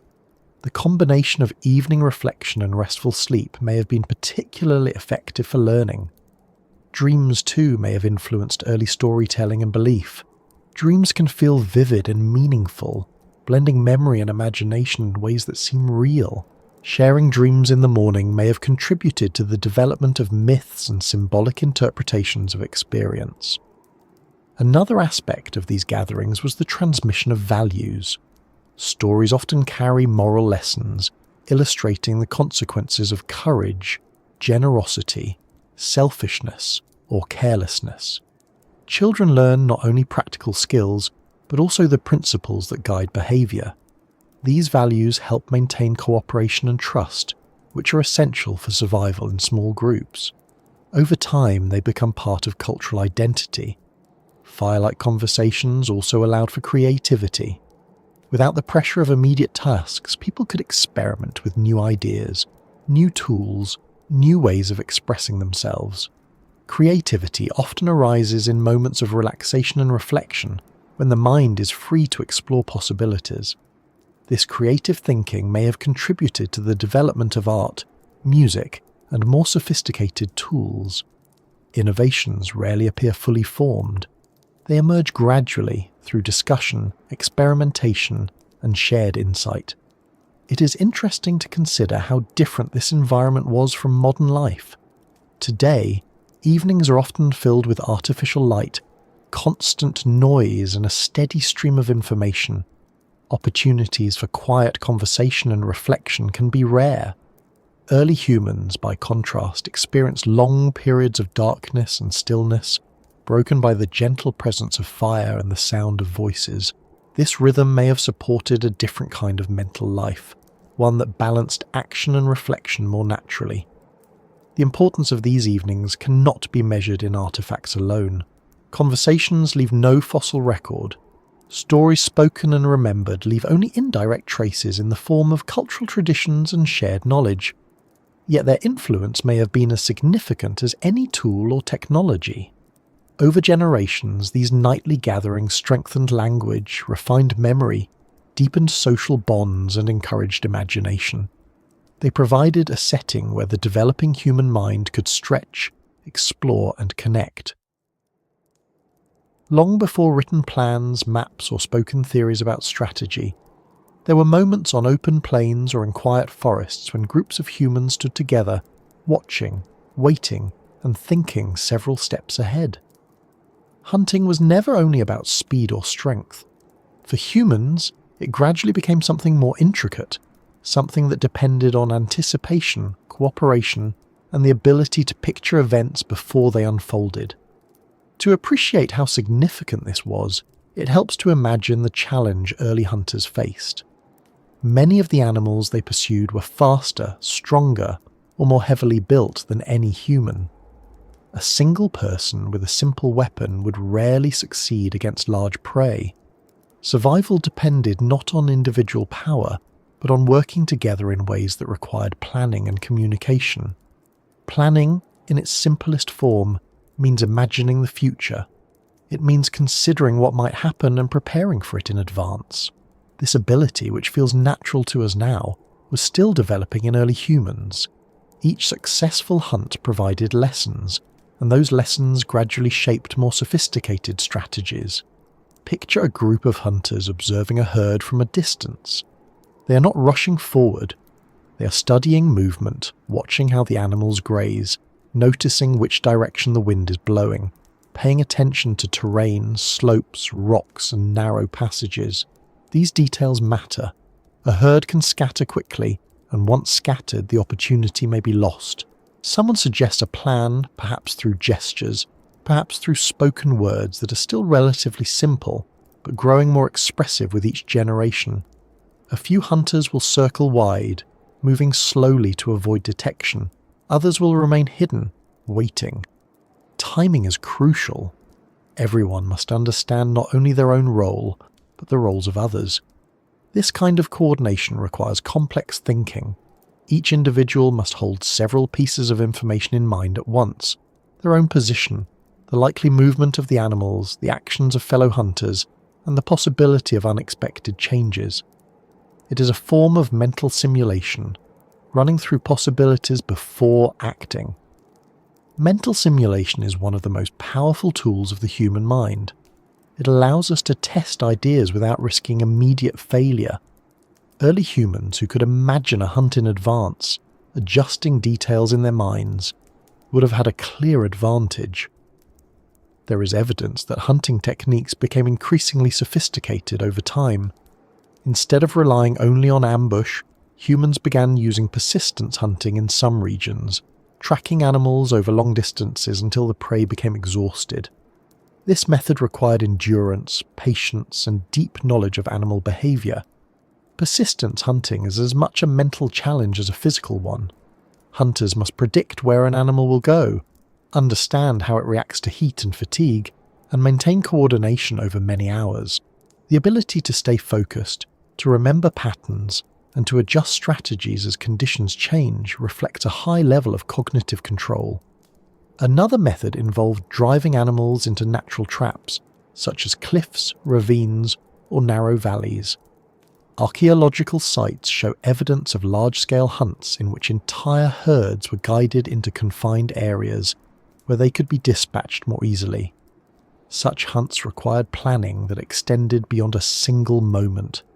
Groups needed to scout terrain, coordinate positions, and act in sequence.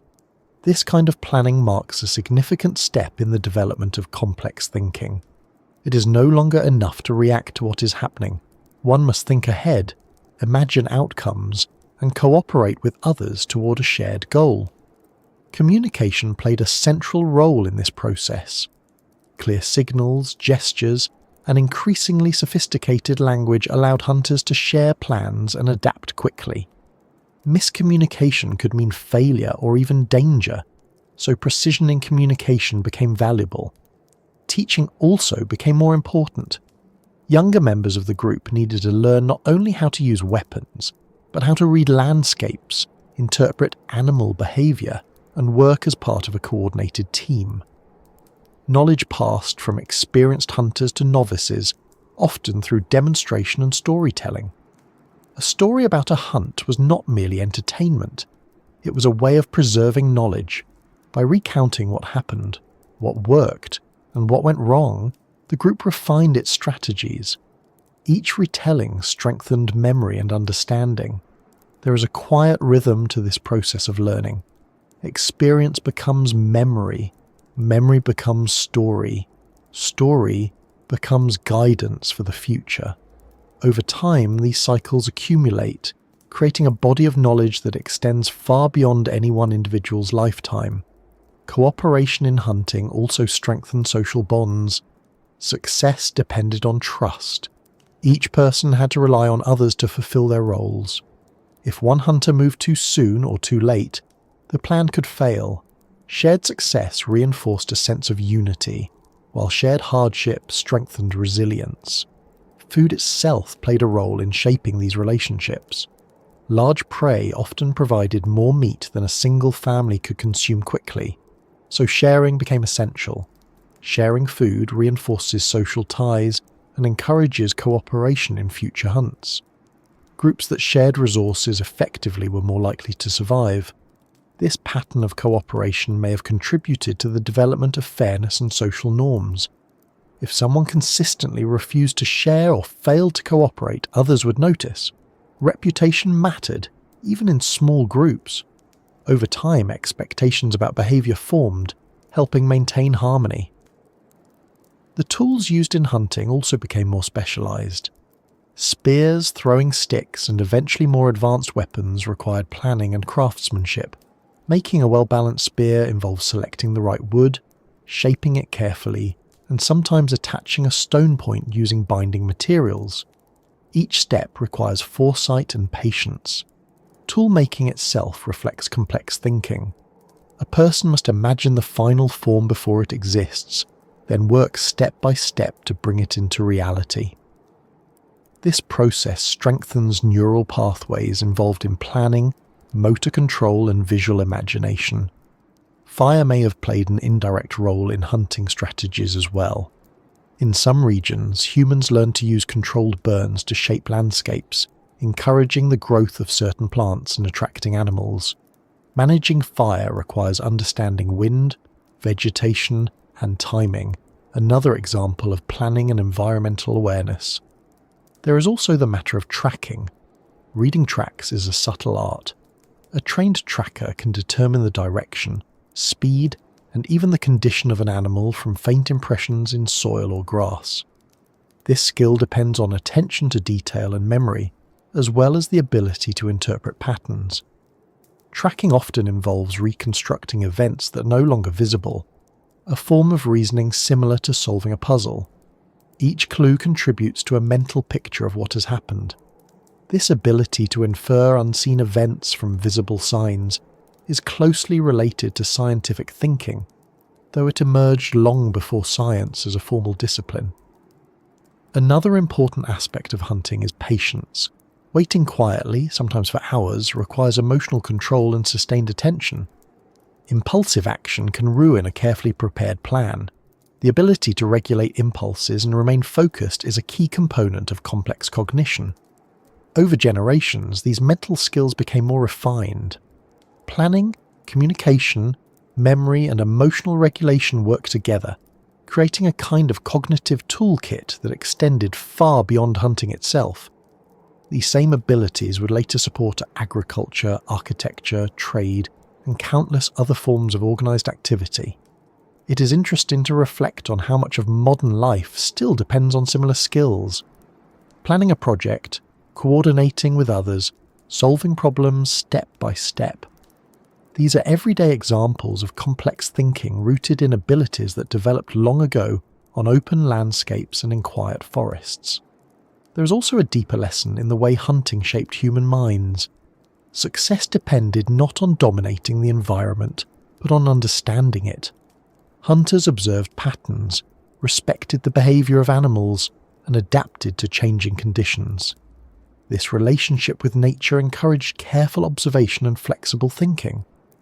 The mental habits formed in this context, attention to detail, patience, cooperation and foresight, became part of the foundation of human intelligence. And as these habits strengthened, they began to influence other areas of life. People applied planning and creativity not only to hunting, but to making tools, creating art, and organising social activities. The same cognitive skills that guided a hunt could guide many other endeavours. Gradually, the human mind became increasingly capable of imagining possibilities, testing ideas, and working together toward shared goals. These abilities did not appear suddenly, but they accumulated, shaped by countless hunts, conversations, and experiments over thousands of years. If you picture those early hunters again standing together at dawn watching a herd in the distance, you might notice something subtle. Before anyone moves, before any signal is given, there is a moment of quiet thought. Each person is imagining what will happen next, holding the plan in mind, preparing to act in coordination with others. That quiet moment of shared anticipation reflects a profound change in how humans think. It is the ability to see beyond the present to act not only on instinct but on intention. Far from the noise of wind across open plains or the urgency of a hunt, there were moments when early humans turned their attention to something that had no immediate survival value at all. Deep inside caves, in sheltered rock overhangs, or beside quiet fires, hands began to shape images, patterns, and small objects that served no practical purpose in catching prey or gathering food. At first glance, this might seem like a small change, almost trivial compared to the demands of daily survival. Yet in reality, it marked one of the clearest signs that the human mind had crossed an important threshold. The appearance of art tells us something profound. It tells us that people were no longer thinking only about what was directly in front of them. They were representing the world, recreating it, reshaping it, and sometimes inventing entirely new images drawn from imagination rather than observation alone. Cave paintings are among the most striking examples of this shift. In places scattered across Europe, Africa, Asia, and Australia, walls and ceilings were covered with images of animals, handprints, and abstract patterns. Some of these paintings are astonishingly detailed. Muscles, movement, and posture are captured with careful attention. Horses appear mid-stride, bison seem to twist as if turning, and herds are shown with a sense of motion that suggests keen observation and practiced skill. Creating such images required patience and preparation. Pigments had to be gathered, often from minerals like ochre or charcoal. These materials were ground into powder, mixed with water, fat, or plant sap, and applied using fingers, brushes made from plant fibres, or even hollow bones used to blow pigment onto surfaces. None of this could be done quickly. It required planning, effort, and time spent in environments that were sometimes dark, damp, and difficult to reach. Why would people invest such energy in something that did not directly provide food or shelter? There is no single answer, and that uncertainty is part of what makes early art so fascinating. Some researchers believe that cave paintings may have been connected to rituals or spiritual beliefs. Others suggest they were teaching tools, a way of passing on knowledge about animals and hunting. Still others think they may have been expressions of identity, creativity, or simple curiosity about the act of representation itself. Whatever the purpose, the act of creating art requires a particular kind of thinking. It requires the ability to hold an image in the mind and then deliberately reproduce it in the physical world.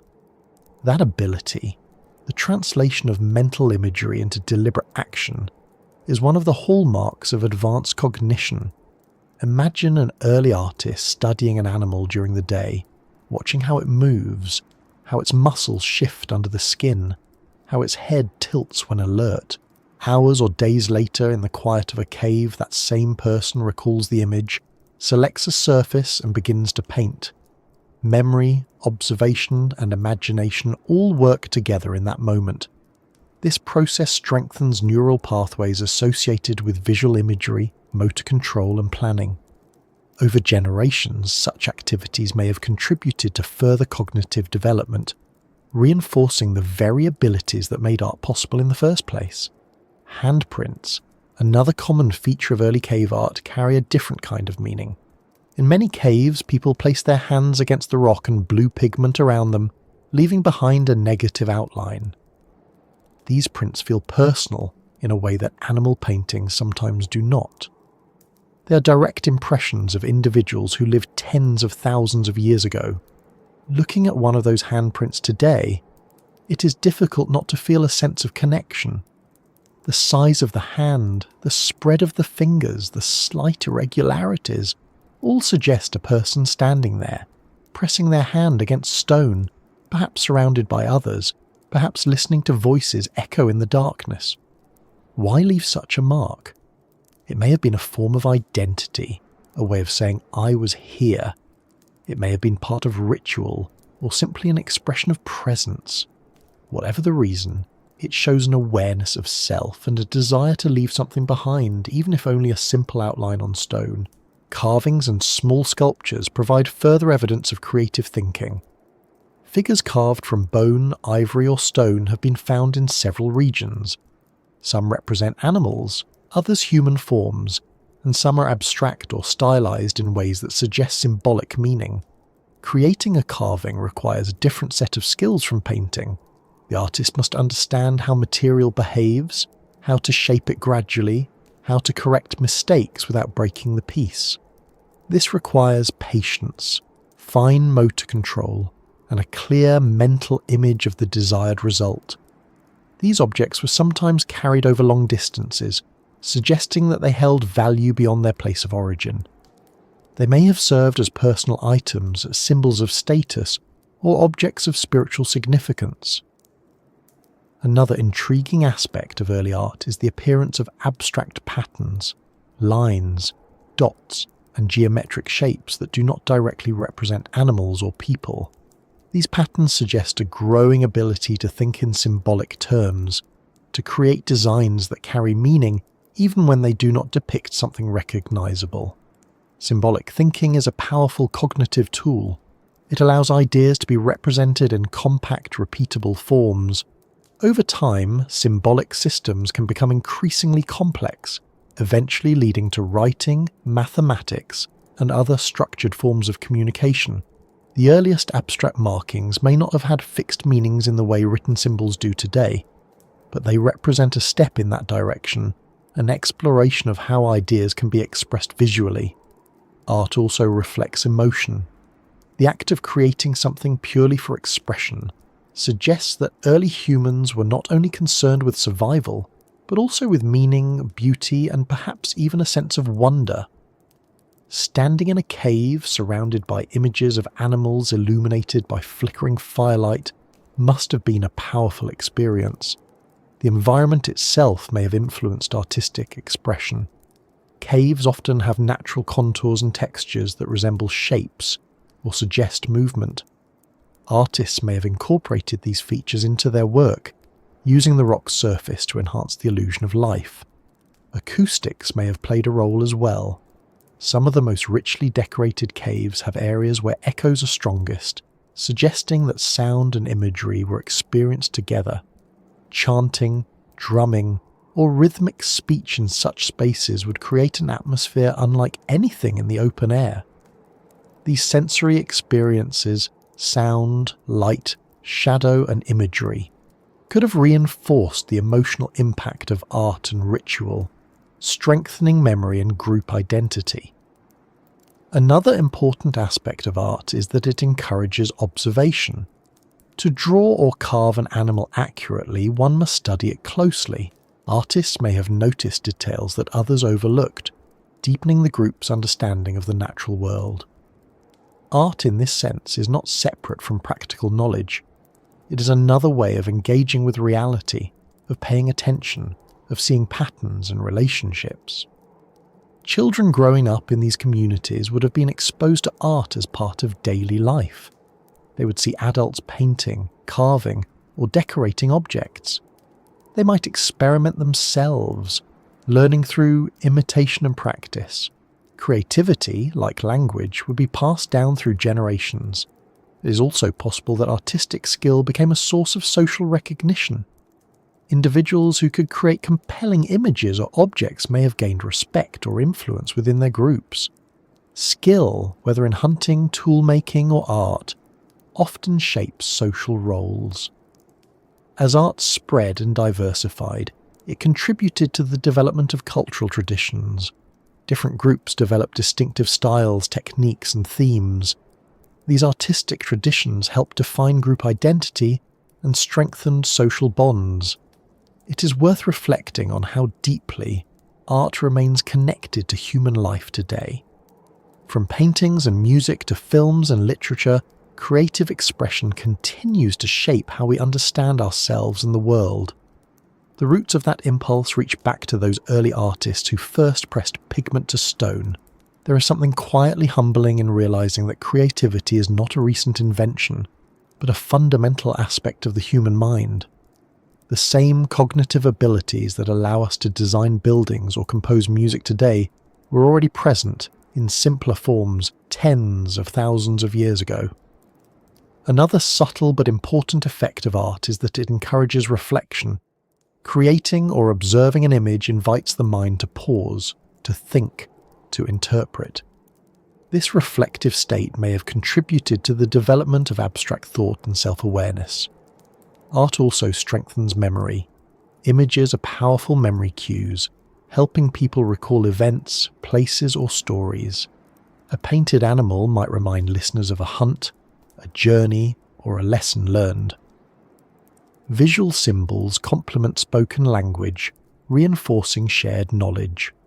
Over time, the combination of language, storytelling, and art created a rich cultural environment in which ideas could be preserved and transmitted with increasing precision. Knowledge was no longer limited to what one person could remember alone. It became part of a shared mental landscape. If you imagine those early artists again, sitting quietly in the glow of firelight, grinding pigments or carving bone, you might notice something subtle.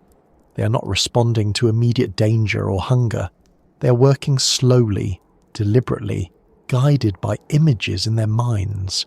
That quiet concentration reflects a new dimension of human thought, the ability to create for the sake of meaning, expression, and connection. There is a quiet but profound difference between reacting to the present and mentally travelling beyond it. At some point in our distant past, human beings began to do more than remember yesterday or prepare for tomorrow's hunt.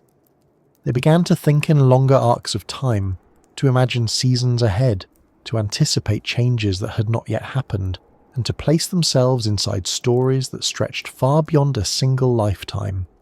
This change did not happen all at once, and it did not announce itself in any obvious way.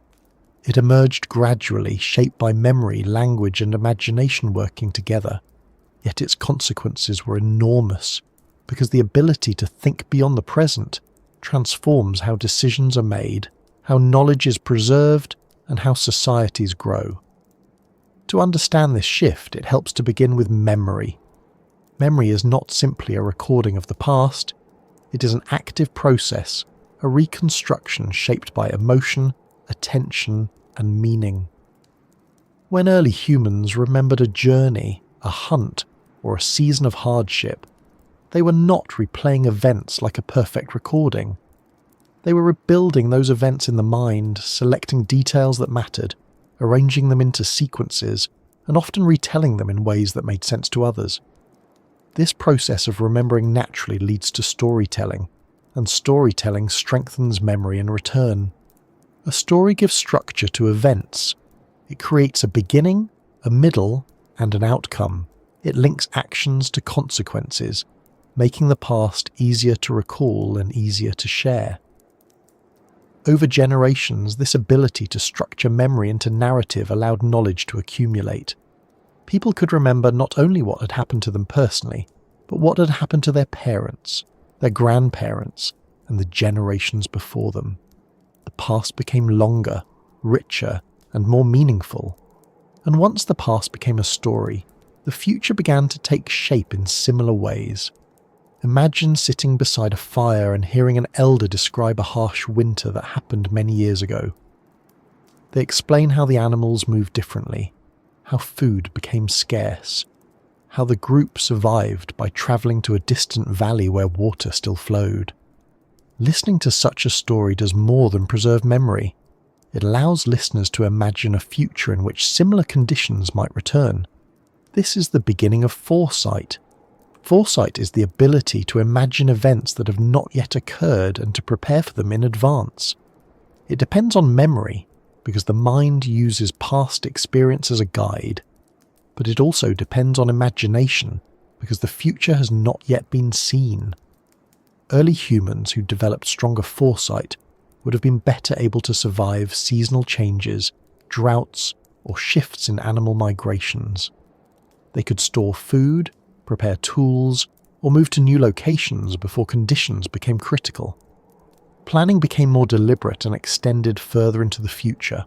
There is an interesting connection between language and foresight.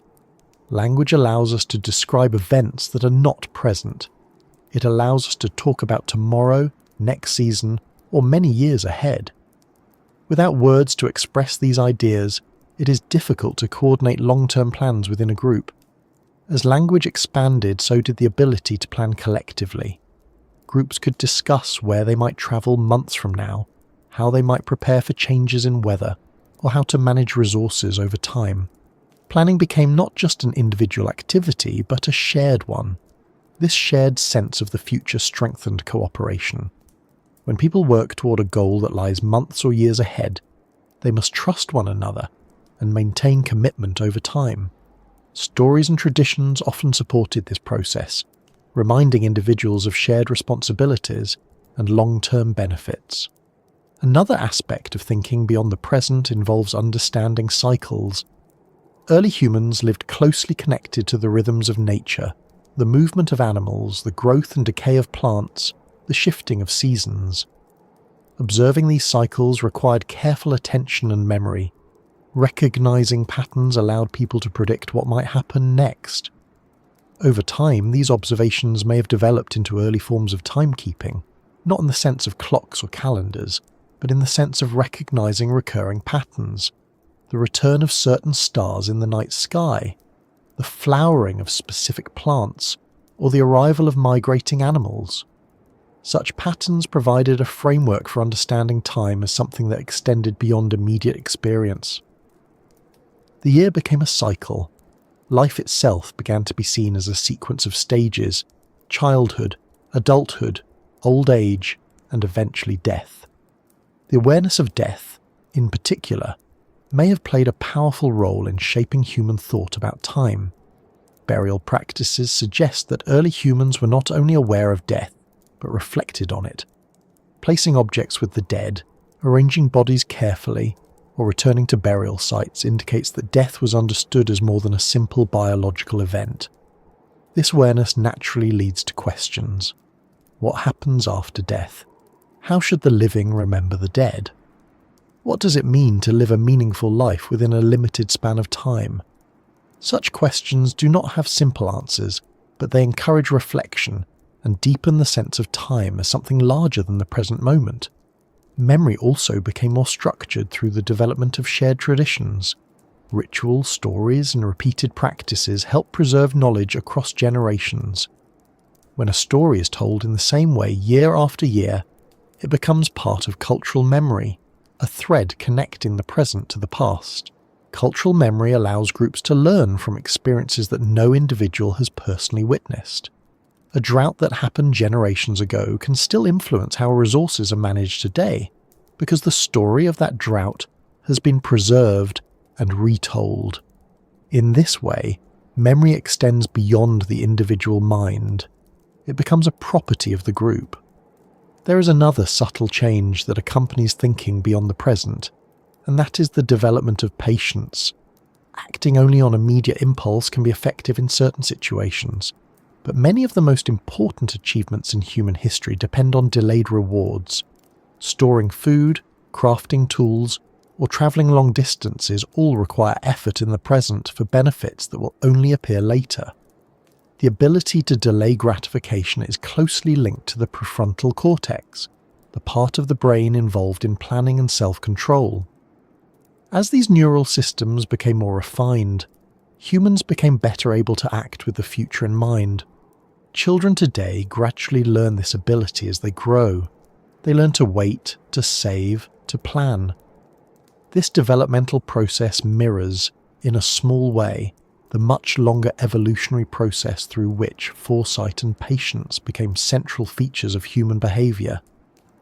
Another important element of thinking beyond the present is imagination directed toward possibility rather than memory. It is one thing to remember a past event and use it as a guide. It is another to imagine a situation that has never happened before and prepare for it. This ability allows innovation. A new hunting technique, a new tool design, or a new way of organising a group often begins as an imagined possibility. Someone thinks, "What if we tried this?" That question opens the door to experimentation and discovery. Over time, such imaginative thinking contributed to the rapid pace of cultural evolution that followed the cognitive revolution. Ideas could spread, combine, and improve from one generation to the next. There is also an emotional dimension to thinking about the future. Anticipation, hope, and even anxiety are all forms of mental time travel.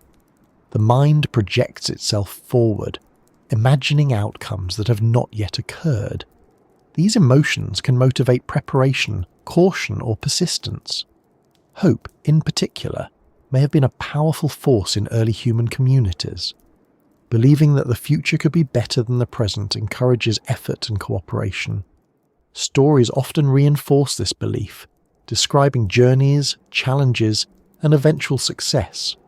The sense of time also shapes identity. When people remember their past and imagine their future, they begin to see themselves as continuous individuals, not just as beings reacting moment by moment, but as participants in a larger narrative. This narrative sense of self is deeply human. It allows reflection, learning, and growth. It also allows people to imagine legacies, the idea that actions today may influence generations yet to come. Even in small hunter-gatherer societies, this awareness may have existed in subtle forms. Teaching children, preserving traditions, and caring for the land all reflect an understanding that the future matters. It is worth pausing for a moment to notice how natural this kind of thinking feels now. You can remember something that happened years ago, and imagine something that might happen years from now without effort. The mind moves freely along the timeline of experience, yet this ability was once new, once emerging, once uncertain. It developed slowly, shaped by memory, language, and shared experience. As humans became more skilled at thinking beyond the present, they began to organise their lives differently. Decisions were made with longer horizons in mind. Knowledge was preserved more carefully. Cooperation extended across generations, not just within a single lifetime. One of the quietest revolutions in human history did not happen in tools, or language, or art, but in the length of time it took to grow up. Compared to nearly every other animal, humans spend an unusually long period as children, dependent, learning, watching, and gradually absorbing the skills needed to live in the world. That long childhood, which might seem at first like a disadvantage, turned out to be one of the most powerful forces shaping human intelligence. To see why this matters, it helps to consider how development works in most animals. Many species are born with a large portion of their behaviour already programmed by instinct. A foal stands within hours of birth. A young bird begins practicing flight within weeks. Survival depends on rapid maturation, because the environment is unforgiving and time is limited. Humans are different. A human child takes years to become physically independent, and even longer to master the social and cognitive skills required for adult life. At first glance, this seems inefficient. A long childhood requires enormous investment from parents and the group. Food must be shared, protection must be provided, and teaching must continue for many years before the child contributes fully to survival. And yet, this extended period of development allows something extraordinary to happen. It allows the brain to remain flexible for a long time, absorbing language, social knowledge, and practical skills in ways that would not be possible if development were rushed. The human brain at birth is not fully finished. Neural connections continue forming and reorganizing throughout childhood. Experiences shape the brain's structure, strengthening some pathways while allowing others to fade. This plasticity means that learning is not simply adding information to a fixed system, it is shaping the system itself. Imagine a child growing up in an early human community. From the first days of life, they are surrounded by voices, gestures, and movement. They hear language constantly, even before they understand it. They watch adults prepare food, shape tools, and care for one another. They observe how people respond to danger, how they share, how they resolve disagreements. Learning in this environment does not come from formal instruction. It comes from immersion. The child absorbs patterns of behavior, tone of voice, facial expressions, and rhythms of daily life. By the time they begin speaking, they have already learned a great deal about how communication works. Language acquisition in children is one of the clearest examples of how powerful this learning process is. A young child can learn thousands of words and complex grammatical structures in just a few years, often without conscious effort. This ability depends on the brain's sensitivity to patterns during early development. In early human societies, this sensitivity would have been essential. Language was not written down. Knowledge existed only in memory and conversation. Children needed to learn not only vocabulary, but also stories, traditions, and social norms. The long childhood provided the time needed for this learning to take place. There is also a social dimension to childhood that played a role in the growth of intelligence. Human children rarely grow up in isolation. They are surrounded by parents, siblings, relatives, and other members of the group. Each interaction provides opportunities to learn about cooperation, empathy, and communication. Social learning is one of the most powerful forms of learning. Watching others, imitating their actions, and receiving feedback allows children to acquire skills more efficiently than through trial and error alone.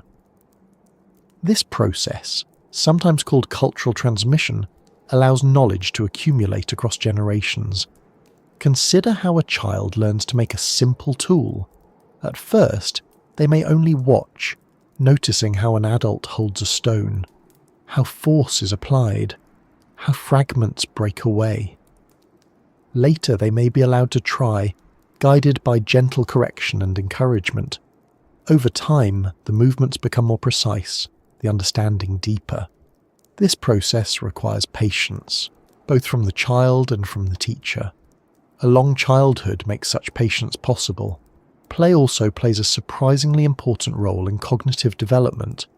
Young humans, like many young animals, spend a great deal of time playing, but human play often involves imagination and social interaction in ways that go beyond physical practice. Children invent games, pretend scenarios and imaginary roles.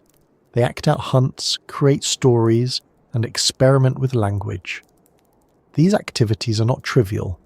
They are exercises in creativity, problem-solving, and social understanding. When children pretend to be hunters, builders, or storytellers, they are rehearsing the skills they will need as adults. They are also practicing the ability to imagine situations that are not immediately real, strengthening the same mental capacities that underlie planning and innovation. Another important aspect of childhood is the gradual development of emotional regulation. Infants and very young children experience emotions intensely and often act on impulse. Over time, through interaction with caregivers and peers, they learn to manage those emotions, to wait, to cooperate, and to consider the needs of others. These abilities are essential for living in complex social groups.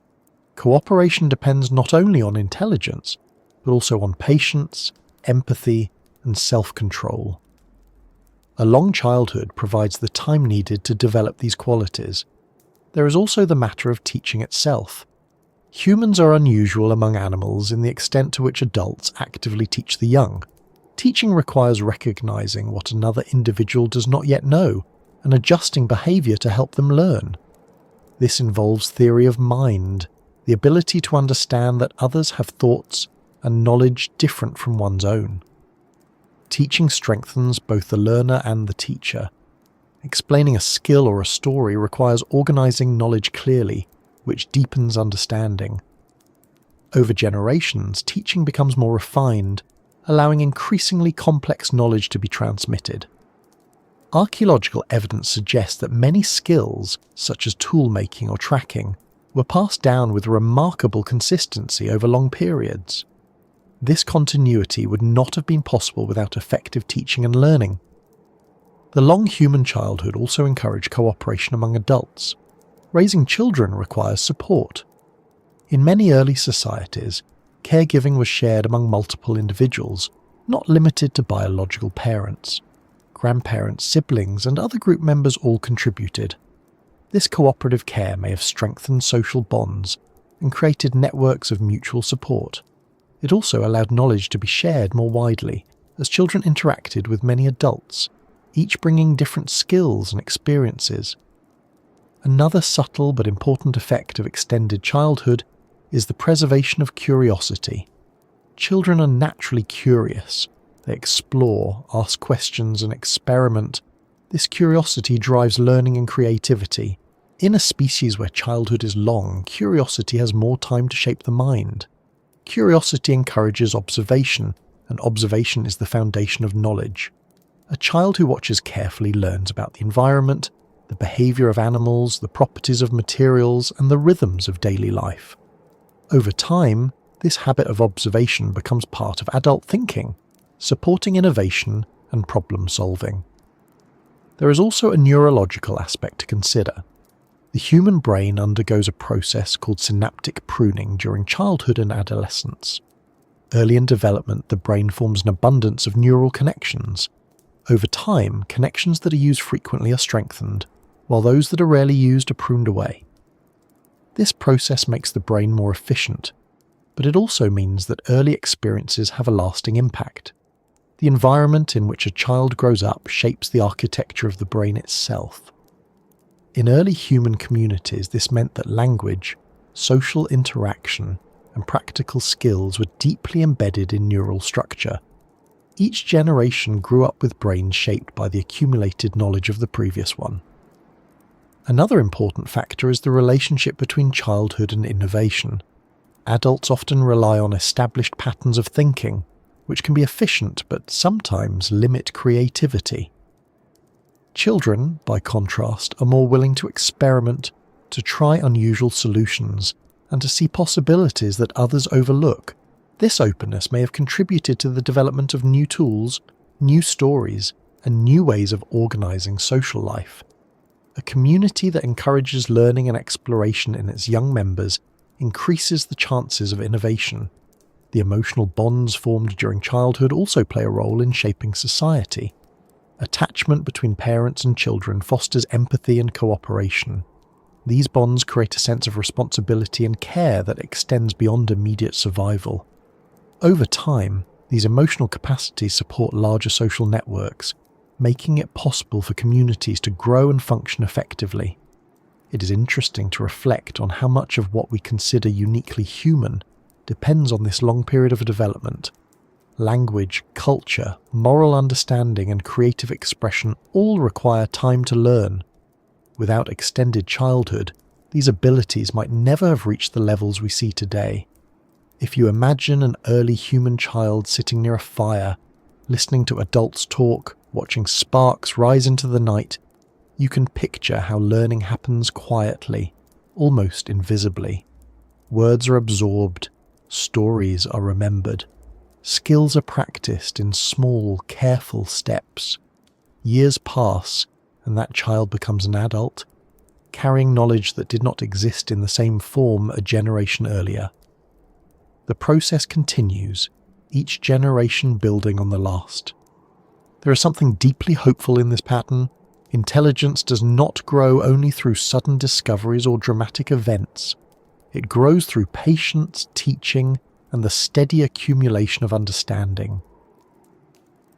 Living in a group sounds simple at first. Stay together, share food, protect one another, raise children, and move through the landscape as a unit. But anyone who has ever spent time among other people knows that living together is rarely simple.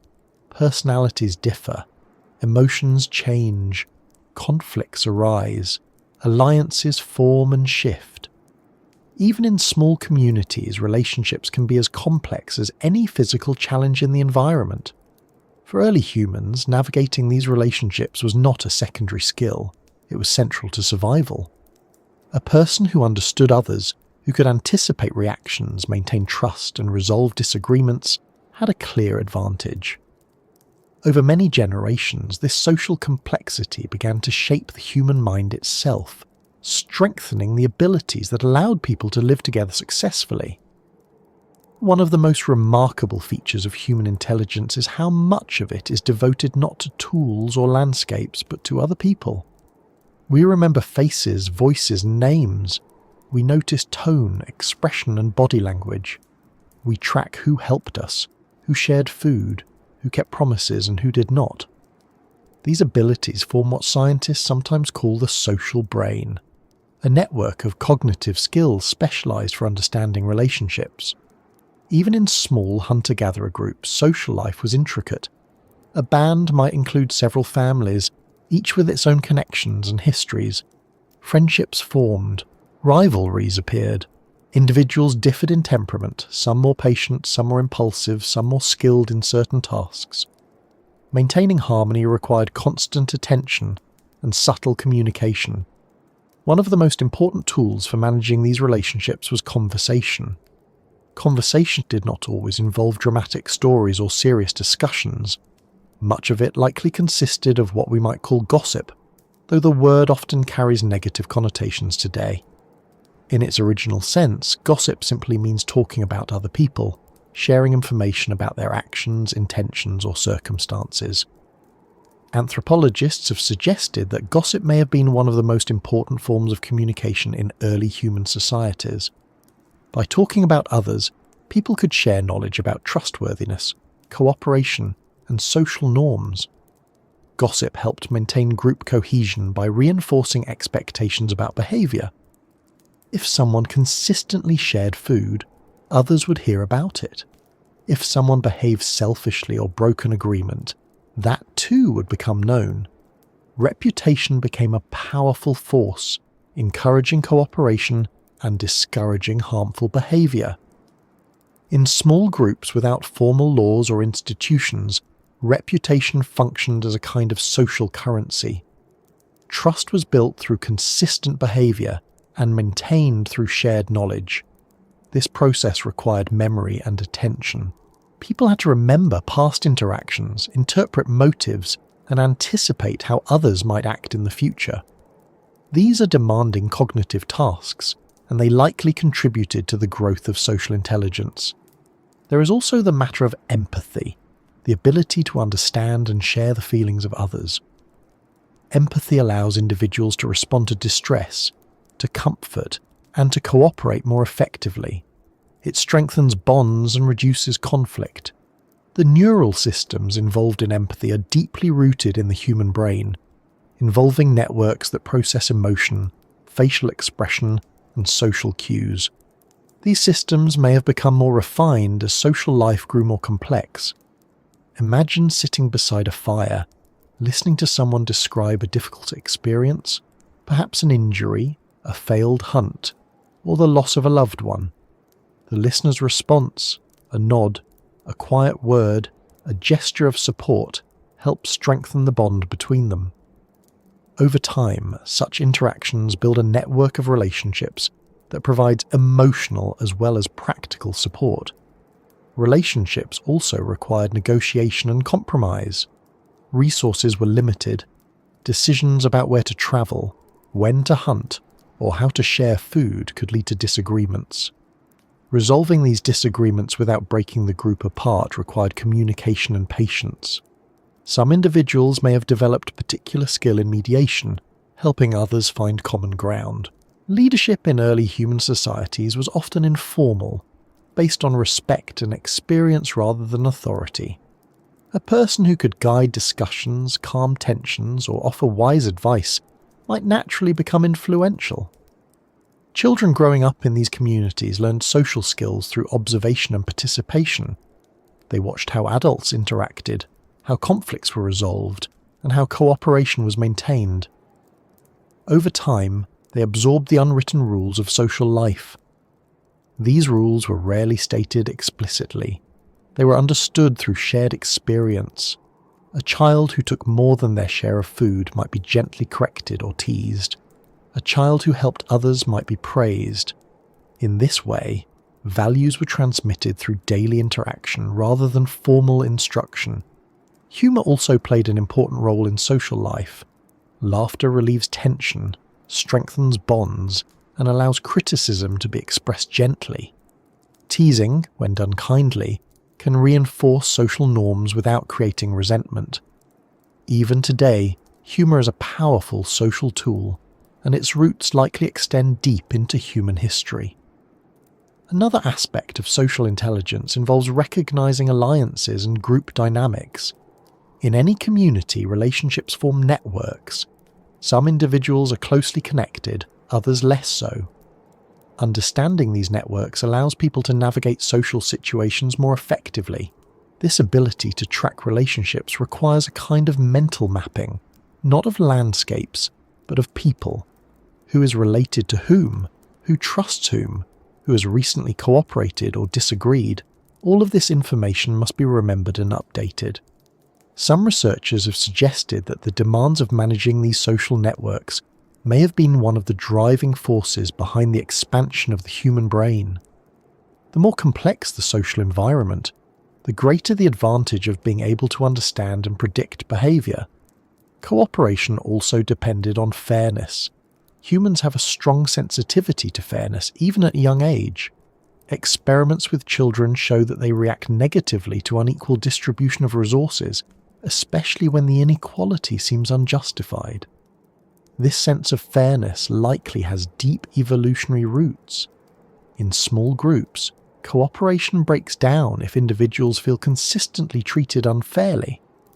Maintaining a balance in sharing food, responsibilities, and recognition helps preserve harmony. Fairness does not mean perfect equality. Differences in skill, age, or effort may be recognized. But the overall system must feel just enough that individuals remain willing to cooperate. Social life also involved caring for the vulnerable. Injured individuals, the elderly, and young children required support. Evidence from ancient skeletons shows that some individuals survived serious injuries that would have made independent survival impossible, suggesting that others cared for them over long periods. This care reflects not only empathy, but also a recognition that individuals contribute to the group in different ways over time. An older person may no longer hunt, but they may possess valuable knowledge or experience. A child may not yet contribute directly, but represents the future of the group. This long-term perspective strengthens social bonds and encourages cooperation across generations. Communication itself became more nuanced as social intelligence grew. Tone of voice, facial expressions, and subtle gestures convey meaning beyond words. Humans are remarkably skilled at reading these signals, often without conscious effort. A slight hesitation, a change in posture, a brief glance. These small cues can communicate intentions or emotions quickly.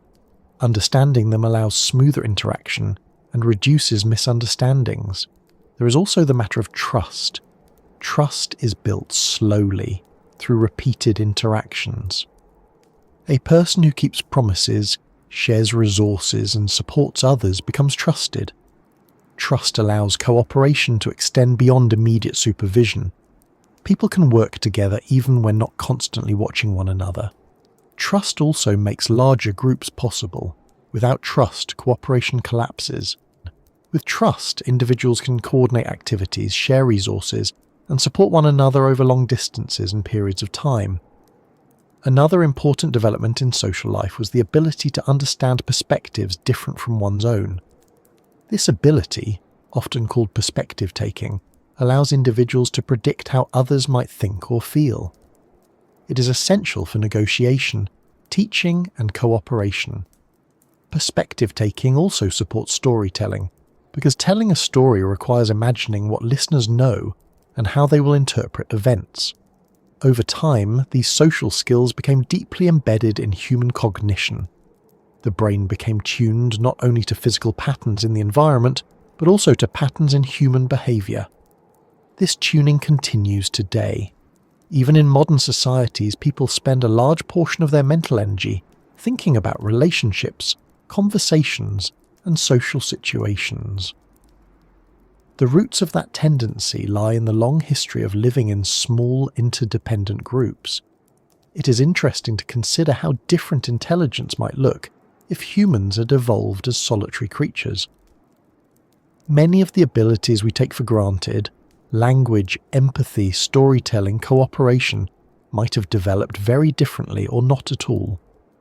Social life shaped the human mind in ways that go far beyond practical survival. It created a world of meaning, identity, and belonging. It encouraged communication, memory, and imagination, all of which contributed to the cognitive revolution. If you picture an early human group at rest after a day's work, sitting together in the fading light, talking quietly, laughing occasionally, sharing small observations about the day, you can see how these interactions form the fabric of social life. Each conversation strengthens bonds. Each shared memory deepens connection. Deep inside every human mind, beneath language, beneath planning, beneath even the quiet narration of our own thoughts, there is a layer of experience that is older than words. It is the layer of emotion. Long before humans painted cave walls or told elaborate stories, they felt fear, comfort, attachment, curiosity, and grief. These feelings were not decorations added to intelligence. They were part of the foundation on which intelligence itself was built. To understand early humans, it is not enough to imagine what they thought. It is equally important to imagine what they felt. Life in the ancient world carried risks that were immediate and often unavoidable. Predators moved through the same landscapes. Weather could shift quickly. Injuries could become life-threatening without warning. In such an environment, fear was not an occasional emotion. It was a constant companion, a signal that helped guide attention and action. Fear, when understood in this way, is not simply distress. It is information. The brain contains structures specifically designed to detect danger quickly, sometimes before conscious thought has time to intervene. The amygdala, a small almond-shaped region deep within the brain, plays a key role in this process. It helps recognize threats and trigger rapid responses, increasing heart rate, sharpening attention, and preparing the body to act. For early humans, this system was essential. A faint rustle in tall grass, an unfamiliar sound at night, or the sudden movement of animals could signal danger. Individuals who reacted quickly were more likely to survive, and over generations these emotional responses became finely tuned. But fear was only one part of the emotional landscape. Just as important was the ability to feel safety and calm, especially in the presence of others. Social bonds provided protection and support, and the brain evolved systems that reinforced those bonds through feelings of comfort and trust. Sitting beside a fire surrounded by familiar voices, early humans likely experienced a sense of security similar to what many people feel today in the presence of family or close friends. This sense of safety allows the mind to relax, to learn, and to reflect. Without it, constant anxiety would make cooperation and communication much more difficult. Empathy, the ability to sense and respond to the emotions of others, also played a crucial role. Empathy allows individuals to recognize distress in others and to offer help. It strengthens relationships and encourages cooperation. There is evidence that empathy has deep evolutionary roots. Even today, humans often feel a physical reaction when witnessing someone else in pain, a tightening in the chest, a quick intake of breath, an urge to help. These responses are supported by neural systems, sometimes called mirror networks, which activate when we observe the actions or emotions of others. In early human groups, empathy would have supported caregiving, especially for children, who require years of attention and protection. It would also have helped injured or ill individuals survive long enough to recover, something that appears in the archaeological record as healed fractures and other signs of long-term care. Grief, too, was part of the emotional world of early humans. Burial practices suggest that the loss of a group member was not treated casually. Bodies were often placed carefully, sometimes accompanied by objects or covered with pigments. These actions suggest that death was understood not only as a physical event, but as an emotional one. Grief reflects the depth of attachment. The stronger the bond, the greater the loss when that bond is broken. In this way, grief is the shadow of empathy, evidence of how deeply humans are connected to one another. Another important emotion in early human life was curiosity. Curiosity drives exploration and learning. A curious individual notices details, asks questions, and experiments with new possibilities. This emotional drive may have contributed to the development of tools, art, and language. Curiosity also supports play, especially in children. Playful exploration allows young humans to learn about their environment, test their abilities, and develop social skills. The joy associated with play reinforces this learning, making it more likely to continue.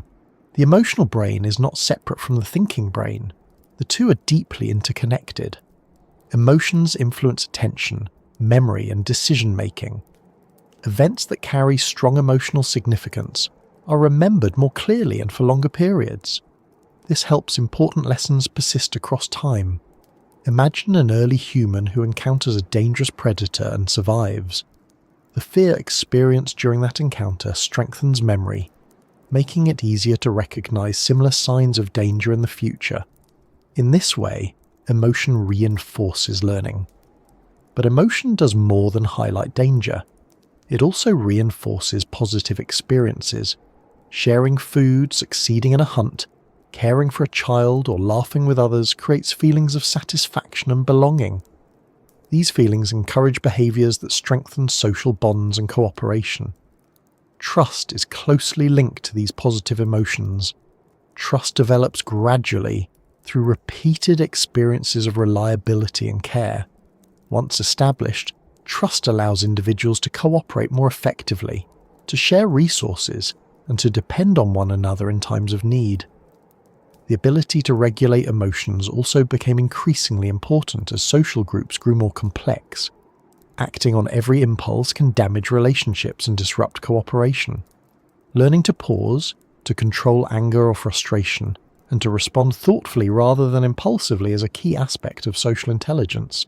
This ability depends on communication between emotional centers of the brain and the prefrontal cortex, which supports planning and self-control.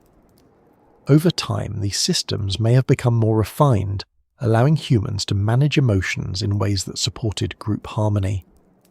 Another subtle but important emotional experience is awe, the feeling of wonder in the presence of something vast or mysterious.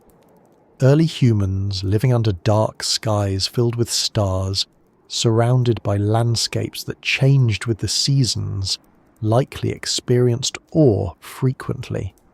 This emotion encourages reflection and may have contributed to the development of spirituality and symbolic thought.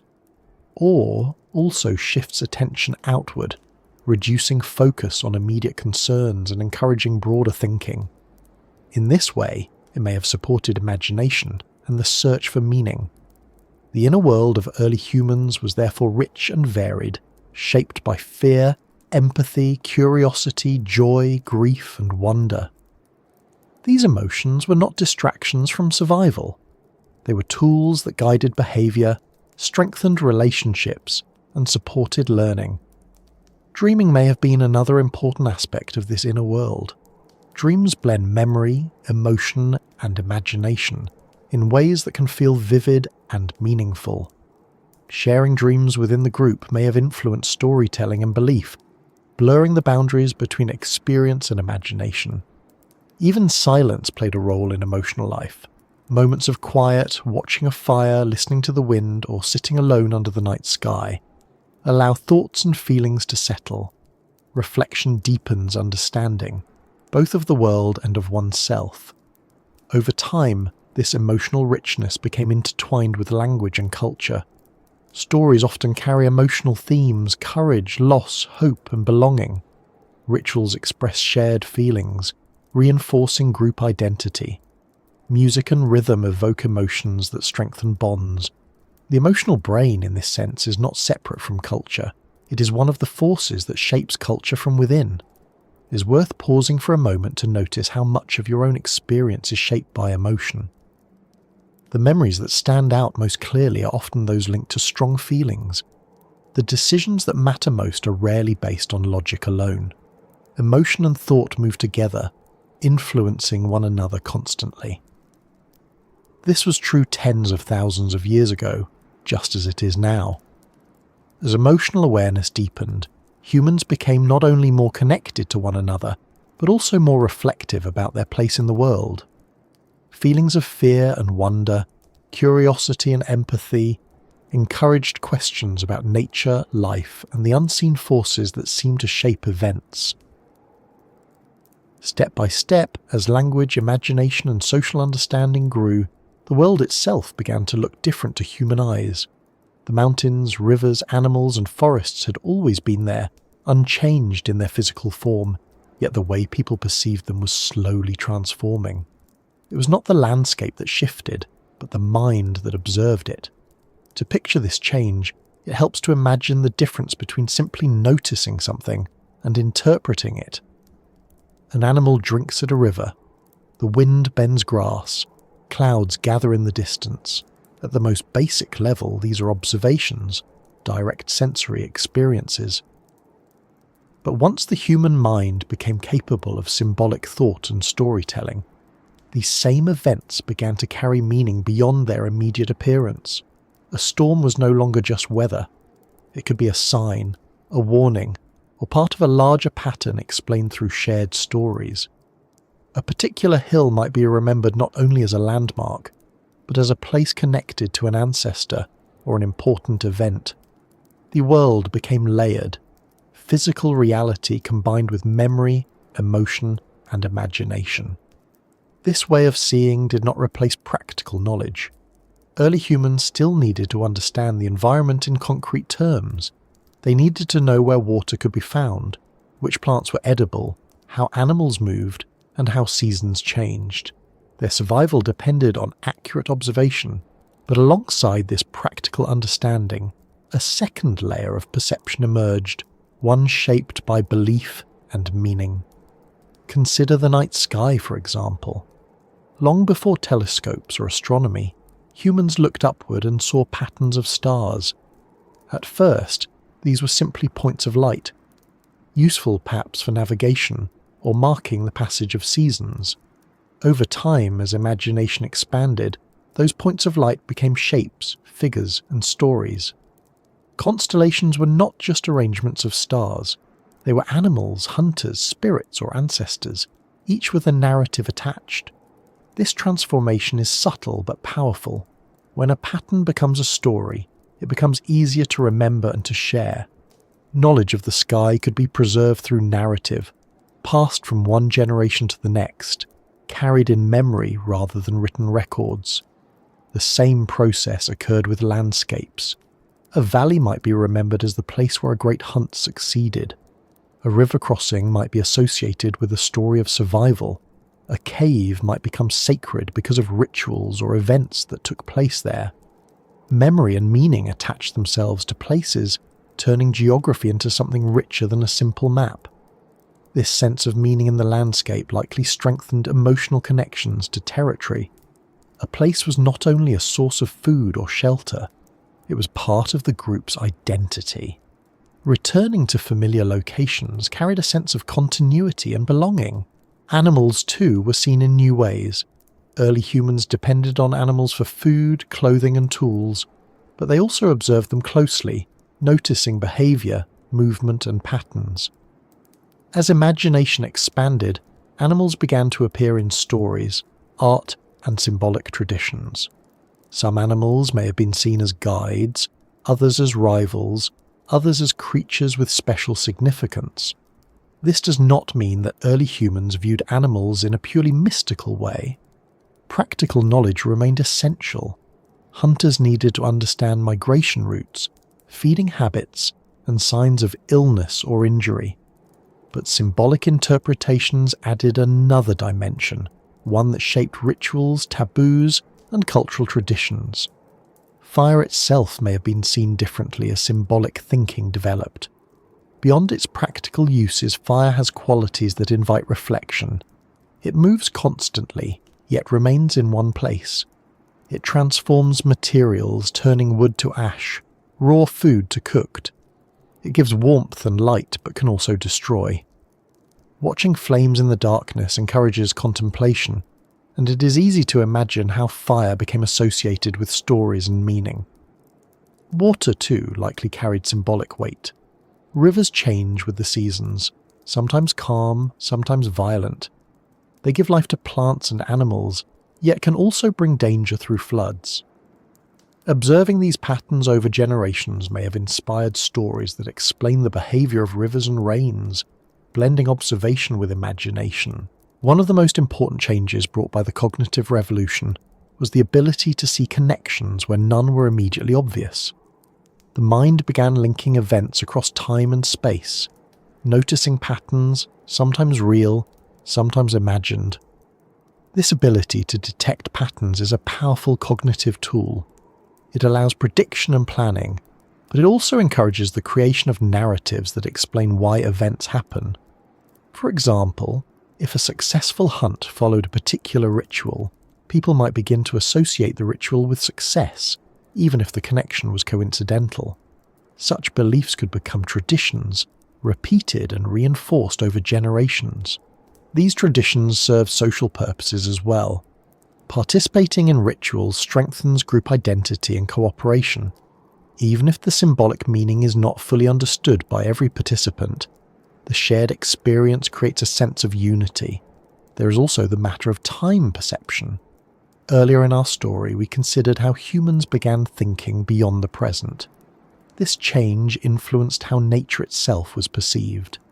Instead of seeing the environment only as it appeared in a single moment, people began to understand it as part of longer cycles, seasons, migrations, growth, and decay. This awareness of cycles encouraged patience and long-term thinking. A place that seemed barren in one season might become abundant in another. Animals that disappeared might return months later. The world was not static. It moved in rhythms that could be observed and remembered. Such understanding required careful observation over many years, and often over generations. Stories helped preserve this knowledge, turning patterns into narratives that were easier to remember and teach. Another aspect of seeing the world through ancient eyes involves sound. Modern environments are often filled with artificial noise, engines, machinery, distant traffic. Early humans lived in soundscapes shaped almost entirely by nature. The wind in leaves, the call of birds, the movement of water, and the sounds of animals carried information about the environment. Listening was as important as seeing. A skilled listener could detect distant movement, changes in weather, or the presence of predators. Over time, this sensitivity to sound may have influenced music and rhythm, as natural patterns of sound were imitated and incorporated into human expression. Smell, too, played a larger role than it does in many modern settings. The scent of rain, the smell of animals, the odour of smoke carried information that could not be seen. The senses work together, creating a rich and detailed perception of the world. Living in such close contact with nature likely encouraged a sense of connection rather than separation. Humans were not observers standing apart from the environment. They were participants within it, dependent on its rhythms and changes. This sense of connection may have influenced early spiritual beliefs. Many traditions that developed later reflect the idea that humans are part of a larger system of life, connected to animals, plants, and the land itself. The roots of such beliefs may lie in the daily experience of living so closely with the natural world. It is important, however, not to imagine this connection in overly romantic terms. Life in the ancient world was often harsh. Hunger, illness, and danger were real and persistent. Respect for nature did not mean harmony in the modern sense. It meant understanding the rules of the environment and adapting to them. At the same time, moments of beauty and wonder were surely present. A sunrise over open plains, the sudden appearance of migrating animals, the quiet of snowfall, the brilliance of stars on a clear night. These experiences do not require modern language to be felt deeply. Awe is a human response that likely existed long before it was ever described in words. Awe can change perception. It slows the mind, broadens attention, and encourages reflection. Standing beneath a vast sky, it is natural to feel both small and connected, aware of something larger than oneself. Such experiences may have influenced early myths and stories about the origins of the world and humanity's place within it. Over time, as shared beliefs and symbolic thinking spread, different groups developed different ways of interpreting the natural world. These interpretations form the beginnings of cultural diversity, different stories, different traditions, different ways of seeing the same sky and land. Yet beneath this diversity, certain patterns were common. The recognition of cycles, the importance of animals and landscapes, the role of stories in explaining the unknown. These themes appear in many early traditions across different regions of the world. What changed most during this period was not the physical world, but the depth of meaning humans found within it. The forest was no longer only a source of food and shelter. It was a place of stories, memories, and identities. The sky was no longer only a backdrop of light and darkness. It was a map, a calendar, and a canvas for imagination. This transformation in perception shaped how humans behaved. Decisions about where to travel, what to hunt, and how to use resources were influenced not only by practical considerations, but also by cultural beliefs and traditions. In this way, the inner world of thought and emotion began to shape the outer world of action. If you imagine an early human standing at the edge of a valley at dawn, watching mist rise and animals move in the distance, you might notice how many layers of awareness are present. There is practical observation, noticing wind direction, terrain, and movement. There is memory, recalling past hunts or journeys. There is emotion, perhaps a sense of calm or anticipation, and there may also be meaning, a story or belief connected to this place. All of these layers exist at once, blending into a single experience of the world. Gradually, almost quietly at first, the changes in the human mind began to reshape not just how people thought, but how they lived together on a scale that had never existed before. Small bands had once moved through landscapes with little more than what they could carry, guided by memory, instinct, and shared stories. Now those same mental abilities, language, imagination, planning, and social intelligence were beginning to support something larger. Groups were growing, connections were spreading. The patterns of life were becoming more complex. To understand how this happened, it helps to think about the chain of changes that had already taken place. Humans had learned to communicate in flexible ways, to tell stories, to share beliefs, to plan hunts, to teach their children, and to remember events across generations. None of these developments created cities or civilizations by themselves, but together they created the conditions in which larger societies could eventually form. The first step in this process was the ability to cooperate beyond immediate family groups. Earlier in our story, cooperation depended mainly on personal relationships. Trust was built through direct experience. But as shared beliefs and stories spread, people could feel connected to others they had not known since childhood. Identity expanded. A person could belong not only to a small family group, but to a wider community defined by traditions, symbols, and shared memory. This widening sense of belonging made it possible for groups to grow larger without losing cohesion. Larger groups could share resources more effectively, defend themselves more successfully, and pass on knowledge with greater continuity. They could also specialize, with different individuals focusing on different skills: hunting, toolmaking, gathering, storytelling, or teaching.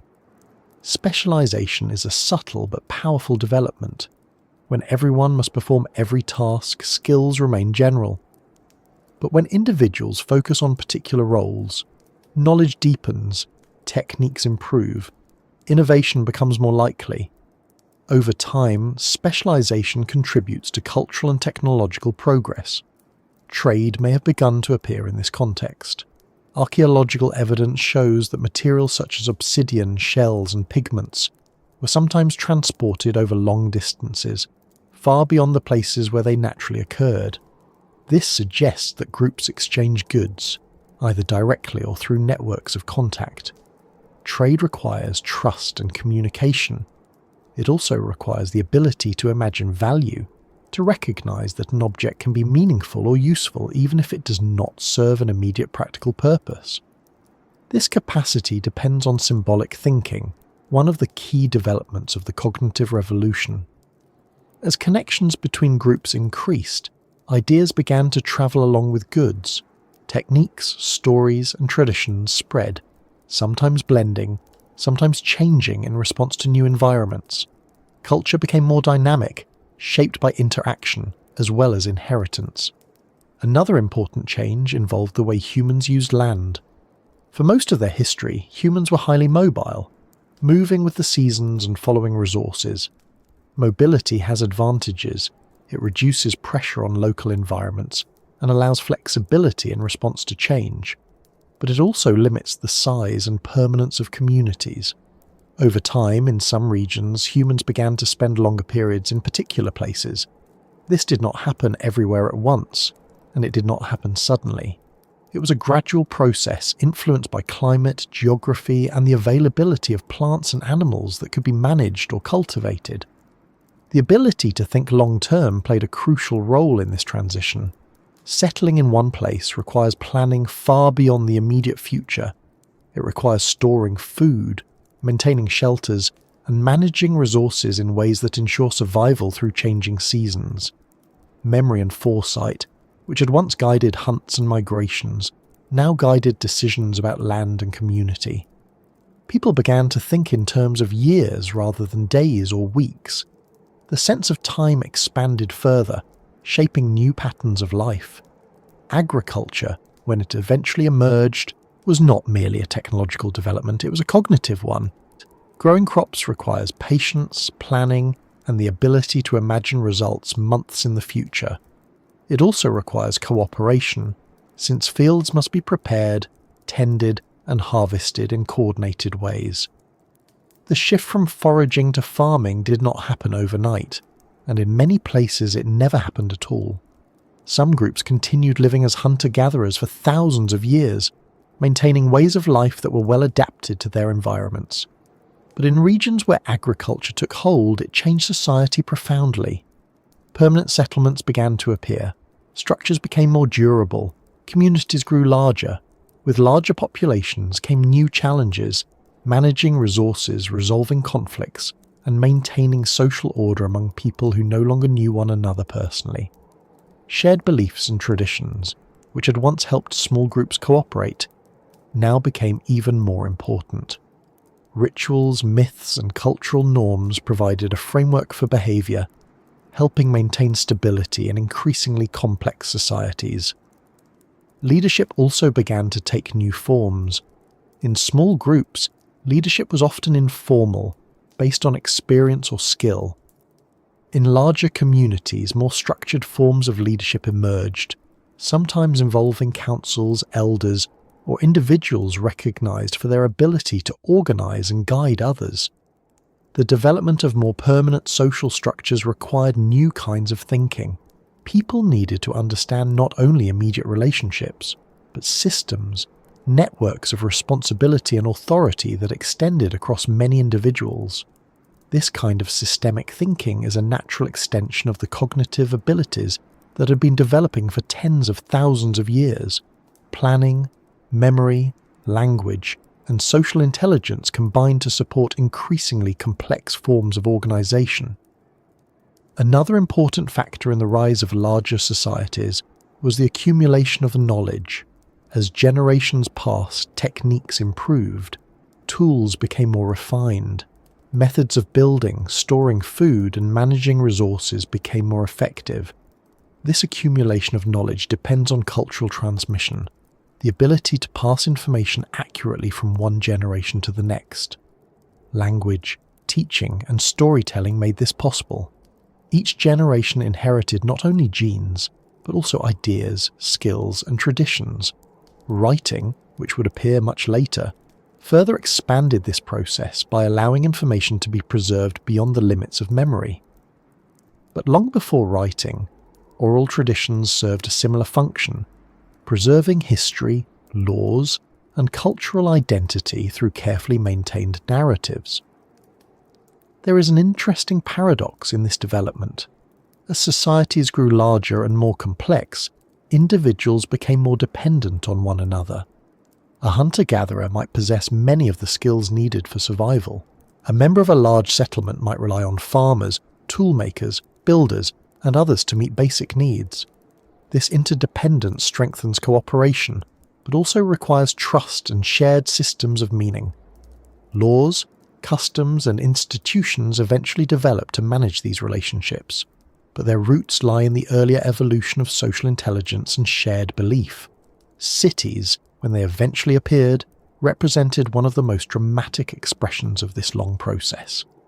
Thousands of people living together in close proximity, coordinating activities, sharing resources, and maintaining social order would have been unimaginable to the small bands of early humans tens of thousands of years earlier. Yet the cognitive foundations for such societies had been laid long before. The ability to communicate complex ideas, to cooperate with strangers, to plan for the future, and to maintain shared systems of belief made large communities possible. It is also important to recognize that this transition was not purely beneficial. Larger societies brought new challenges: inequality, disease, environmental strain, and conflict on larger scales. The same cognitive abilities that allowed cooperation also made organized warfare possible. The same capacity for shared belief could unify groups, but also divide them. Human intelligence, like any powerful tool, has always carried both creative and destructive potential. Still, the overall arc of this transformation is remarkable. From small mobile groups living closely with the rhythms of nature, humans gradually built networks of cooperation that extended across continents. Ideas travelled farther than any individual could walk. Traditions persisted longer than any individual could live. And all of this began with a shift in the human mind, the ability to imagine, to plan, to share meaning, and to cooperate in ways no other species had achieved.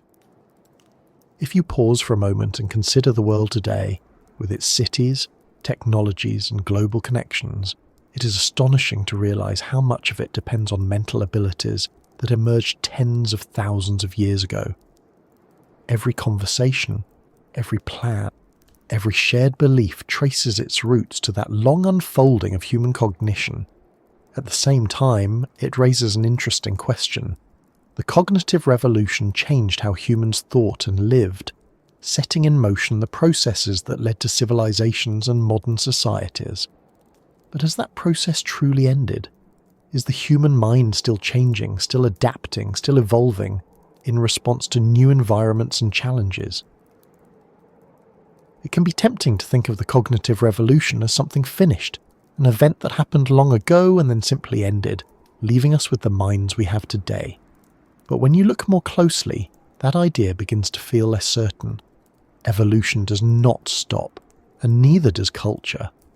The same forces that shaped human thinking tens of thousands of years ago, learning, adaptation, social life, and shared knowledge, are still shaping it now, though often in quieter and less visible ways. To explore this, it helps to begin with a simple question. What does it mean for humans to change? Physical evolution, the slow alteration of genes across generations, continues, but it moves gradually, often too slowly to notice within a single lifetime. Cultural change, by contrast, can happen quickly.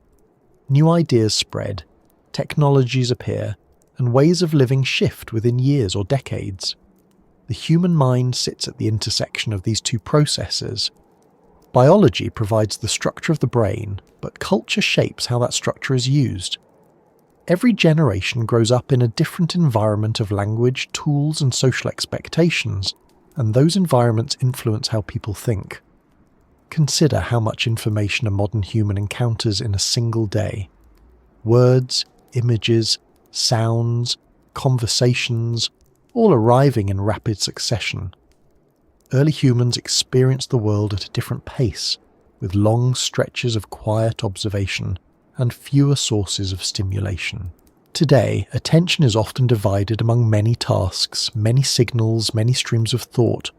This does not necessarily mean that modern minds are better or worse, but it does mean they are adapting to different conditions. The ability to filter information, to shift attention quickly, and to process complex symbolic systems has become increasingly important. Language itself continues to evolve. New words appear, meanings shift, and forms of communication change.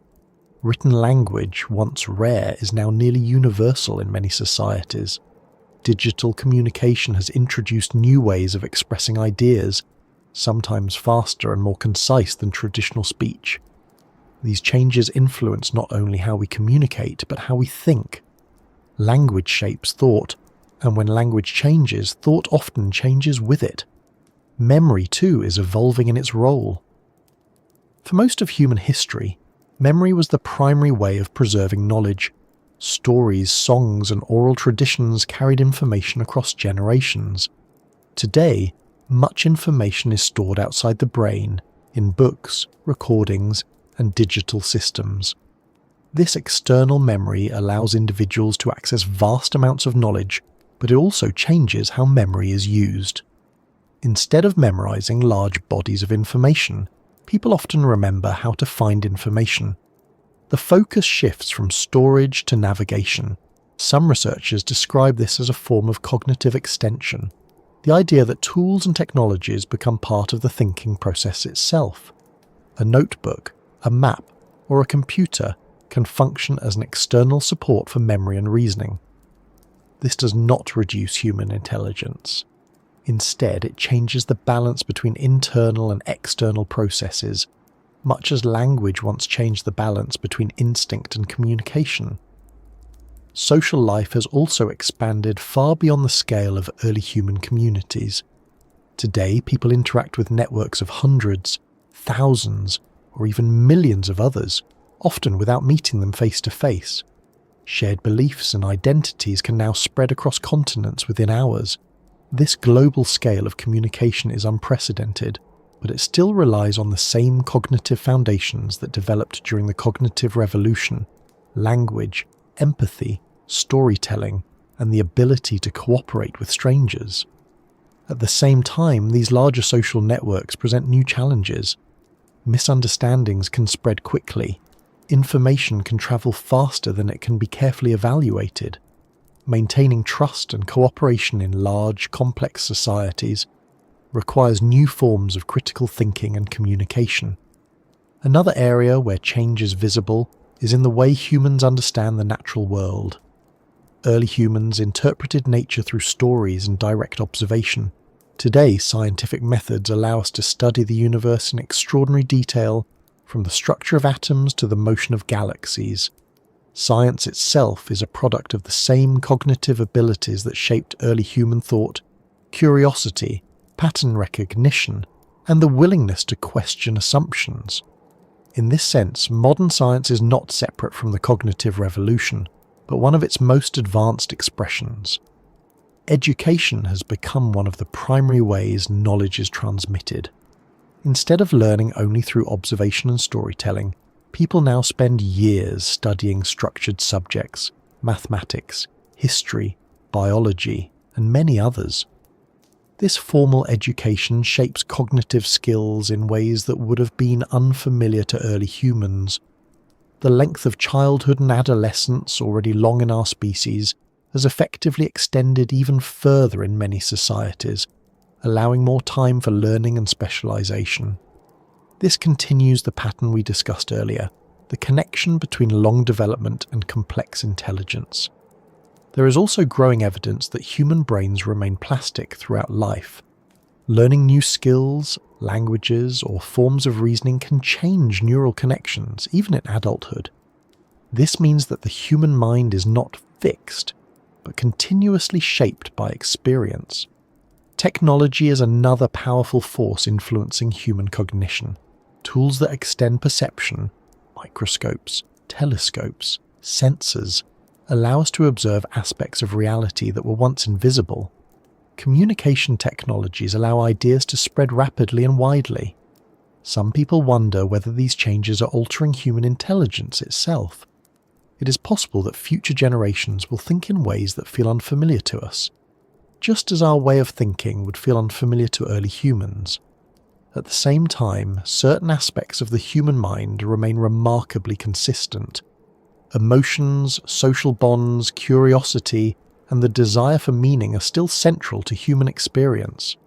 The basic structure of the brain has not changed dramatically in tens of thousands of years, and many of the same cognitive strengths and limitations remain. For example, humans are still strongly influenced by stories. We still find narratives easier to remember than abstract data. We still rely on social cues to guide behavior. These tendencies are part of our evolutionary heritage. Another important question is whether cultural change is now moving faster than biological evolution can follow. Technologies and social systems can transform within decades, while genetic changes typically take many generations to spread. This creates a situation in which humans must adapt culturally and psychologically to environments that change rapidly. Adaptation in this context often involves learning, flexibility, and resilience, the ability to adjust to new conditions, to acquire new skills, and to rethink old assumptions becomes increasingly valuable. There is also the possibility that future developments in neuroscience and biotechnology may influence human cognition more directly. Research into brain function, artificial intelligence, and cognitive enhancement raises questions about how the human mind might change in the centuries ahead. These possibilities are still uncertain, but they reflect a continuation of the same process that has been unfolding for tens of thousands of years, the gradual expansion of human understanding and capability. It is worth pausing to notice that you, listening now, are part of this ongoing story. The way you think, the language you use, the ideas you understand, all of these are shaped by the long history of human cognition. Every conversation, every memory, every plan is connected in a quiet way to that ancient turning point when the human mind began to change. At the same time, the story is not finished. The cognitive revolution was not a single event frozen in the past. It was the beginning of a process that continues, shaped by culture, learning, and the ever-changing environments in which humans live. It is strange, in a quiet way, to realize how much of the world around us exists because of changes that began inside the human mind long before there were cities, books, or even permanent homes. Everything we have explored, language, imagination, memory, cooperation, art, planning, and shared belief did not appear suddenly or fully formed. They emerged gradually, shaped by countless small moments, conversations beside fires, careful observations of animals and seasons, stories told to children, experiments with tools and reflections in the stillness of night. When you step back and look at that long arc, the history of human intelligence begins to feel less like a series of dramatic breakthroughs and more like a slow, unfolding journey. A journey measured not in years, but in tens of thousands of them. A journey carried forward not by a single discovery, but by the steady accumulation of understanding, one generation teaching the next. At the beginning of that journey, humans were already remarkable creatures. They walked upright, used tools, cared for one another, and adapted to changing environments. Yet their minds, though capable, had not yet reached the flexibility and depth that would later define our species. Over time, subtle changes began to appear. Language became richer, imagination grew more vivid, social bonds became more complex. Memory stretched further into the past and further into the future. None of these changes would have seemed dramatic to the people living through them. A slightly clearer way of describing a hunt. A story told with more detail than before. A tool shaped with greater precision. Each step was small, almost unnoticeable in isolation. But together, over thousands of years, they reshaped the way humans understood the world and themselves. There is something deeply humbling in that thought. Intelligence, as we experience it today, is not something that arrived fully formed. It is the result of countless lives, countless conversations, countless acts of learning and teaching that stretched across deep time. If you imagine those early humans again, sitting beside a fire at the end of a long day, it becomes easier to see how much of what we are began there. The glow of flames, the sound of voices, the sharing of food and stories, these were not just ordinary moments. They were the settings in which language was refined, memory was strengthened, and imagination was encouraged to wander. In those quiet hours, the human mind was learning to reflect, to remember, and to anticipate. It was learning to create meaning, not only in the world outside, but in the inner world of thought and feeling. That inner world is one of the most extraordinary aspects of being human. Within the mind, memories can be revisited, possibilities imagined, and ideas explored without limits of distance or time. A person can recall childhood, consider tomorrow, and picture places they have never seen, all within a few moments.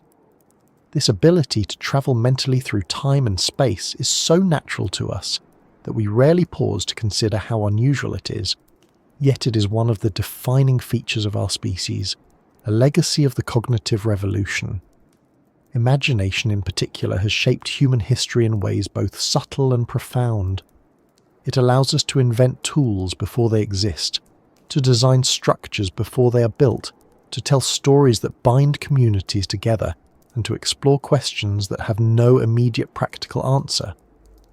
It is imagination that led humans to paint cave walls, to map the stars, to write books, to build instruments that can observe distant galaxies, and to ask questions about the origins of the universe itself.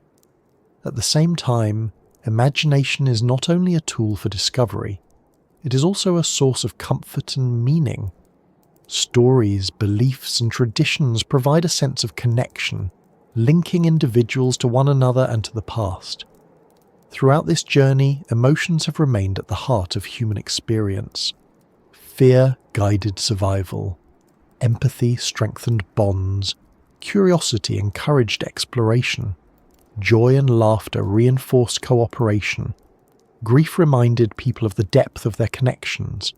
The emotional brain and the thinking brain have never been separate. They work together, shaping decisions, memories, and relationships. Intelligence is not only about reasoning or problem solving.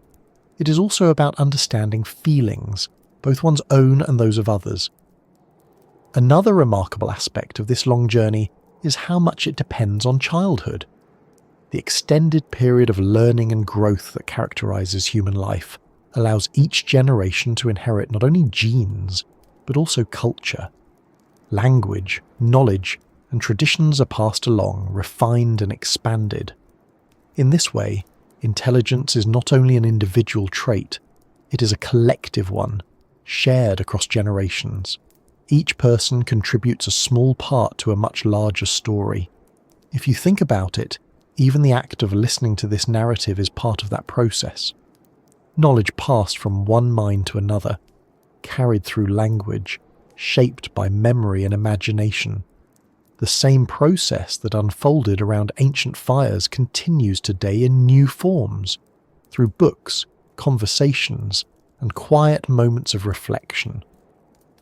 There is also something comforting in recognizing that the human mind is still changing, still learning, still adapting. The story of intelligence is not finished. Each generation faces new challenges, new questions, and new opportunities to understand the world more deeply. And yet, beneath all the changes, certain things remain constant. The need for connection, the pleasure of sharing a story, the quiet satisfaction of understanding something new, the sense of wonder that comes from looking at the night sky or listening to the sound of wind in the distance. These experiences link us to our ancestors more closely than we sometimes realize. Tens of thousands of years ago, someone sat beneath the same stars, listening to the same wind, feeling the same mixture of curiosity and calm. The tools and surroundings have changed, but the essential nature of the human mind remains recognizable. It is easy, in modern life, to feel disconnected from that long past. The pace of daily life, the presence of technology, and the constant flow of information can make the ancient world seem distant and unfamiliar. But the truth is that the past lives quietly within us, in the way we think, the way we speak, the way we form relationships and imagine possibilities. Every word we use carries echoes of countless conversations. Every story we tell follows patterns shaped long ago. Every moment of curiosity reflects a trait that helped our ancestors survive and thrive. If you let your thoughts slow for a moment, you might notice how natural it feels to imagine those early humans, not as strangers, but as people much like us. People who laughed, worried, hoped, and wondered about the world around them. They could not have known where their journey would lead. They could not have imagined cities, science, or the vast networks of communication that connect people across the planet today, but they carried within them the same capacity for learning and imagination that continues to shape human life. And perhaps that is one of the most remarkable aspects of this story.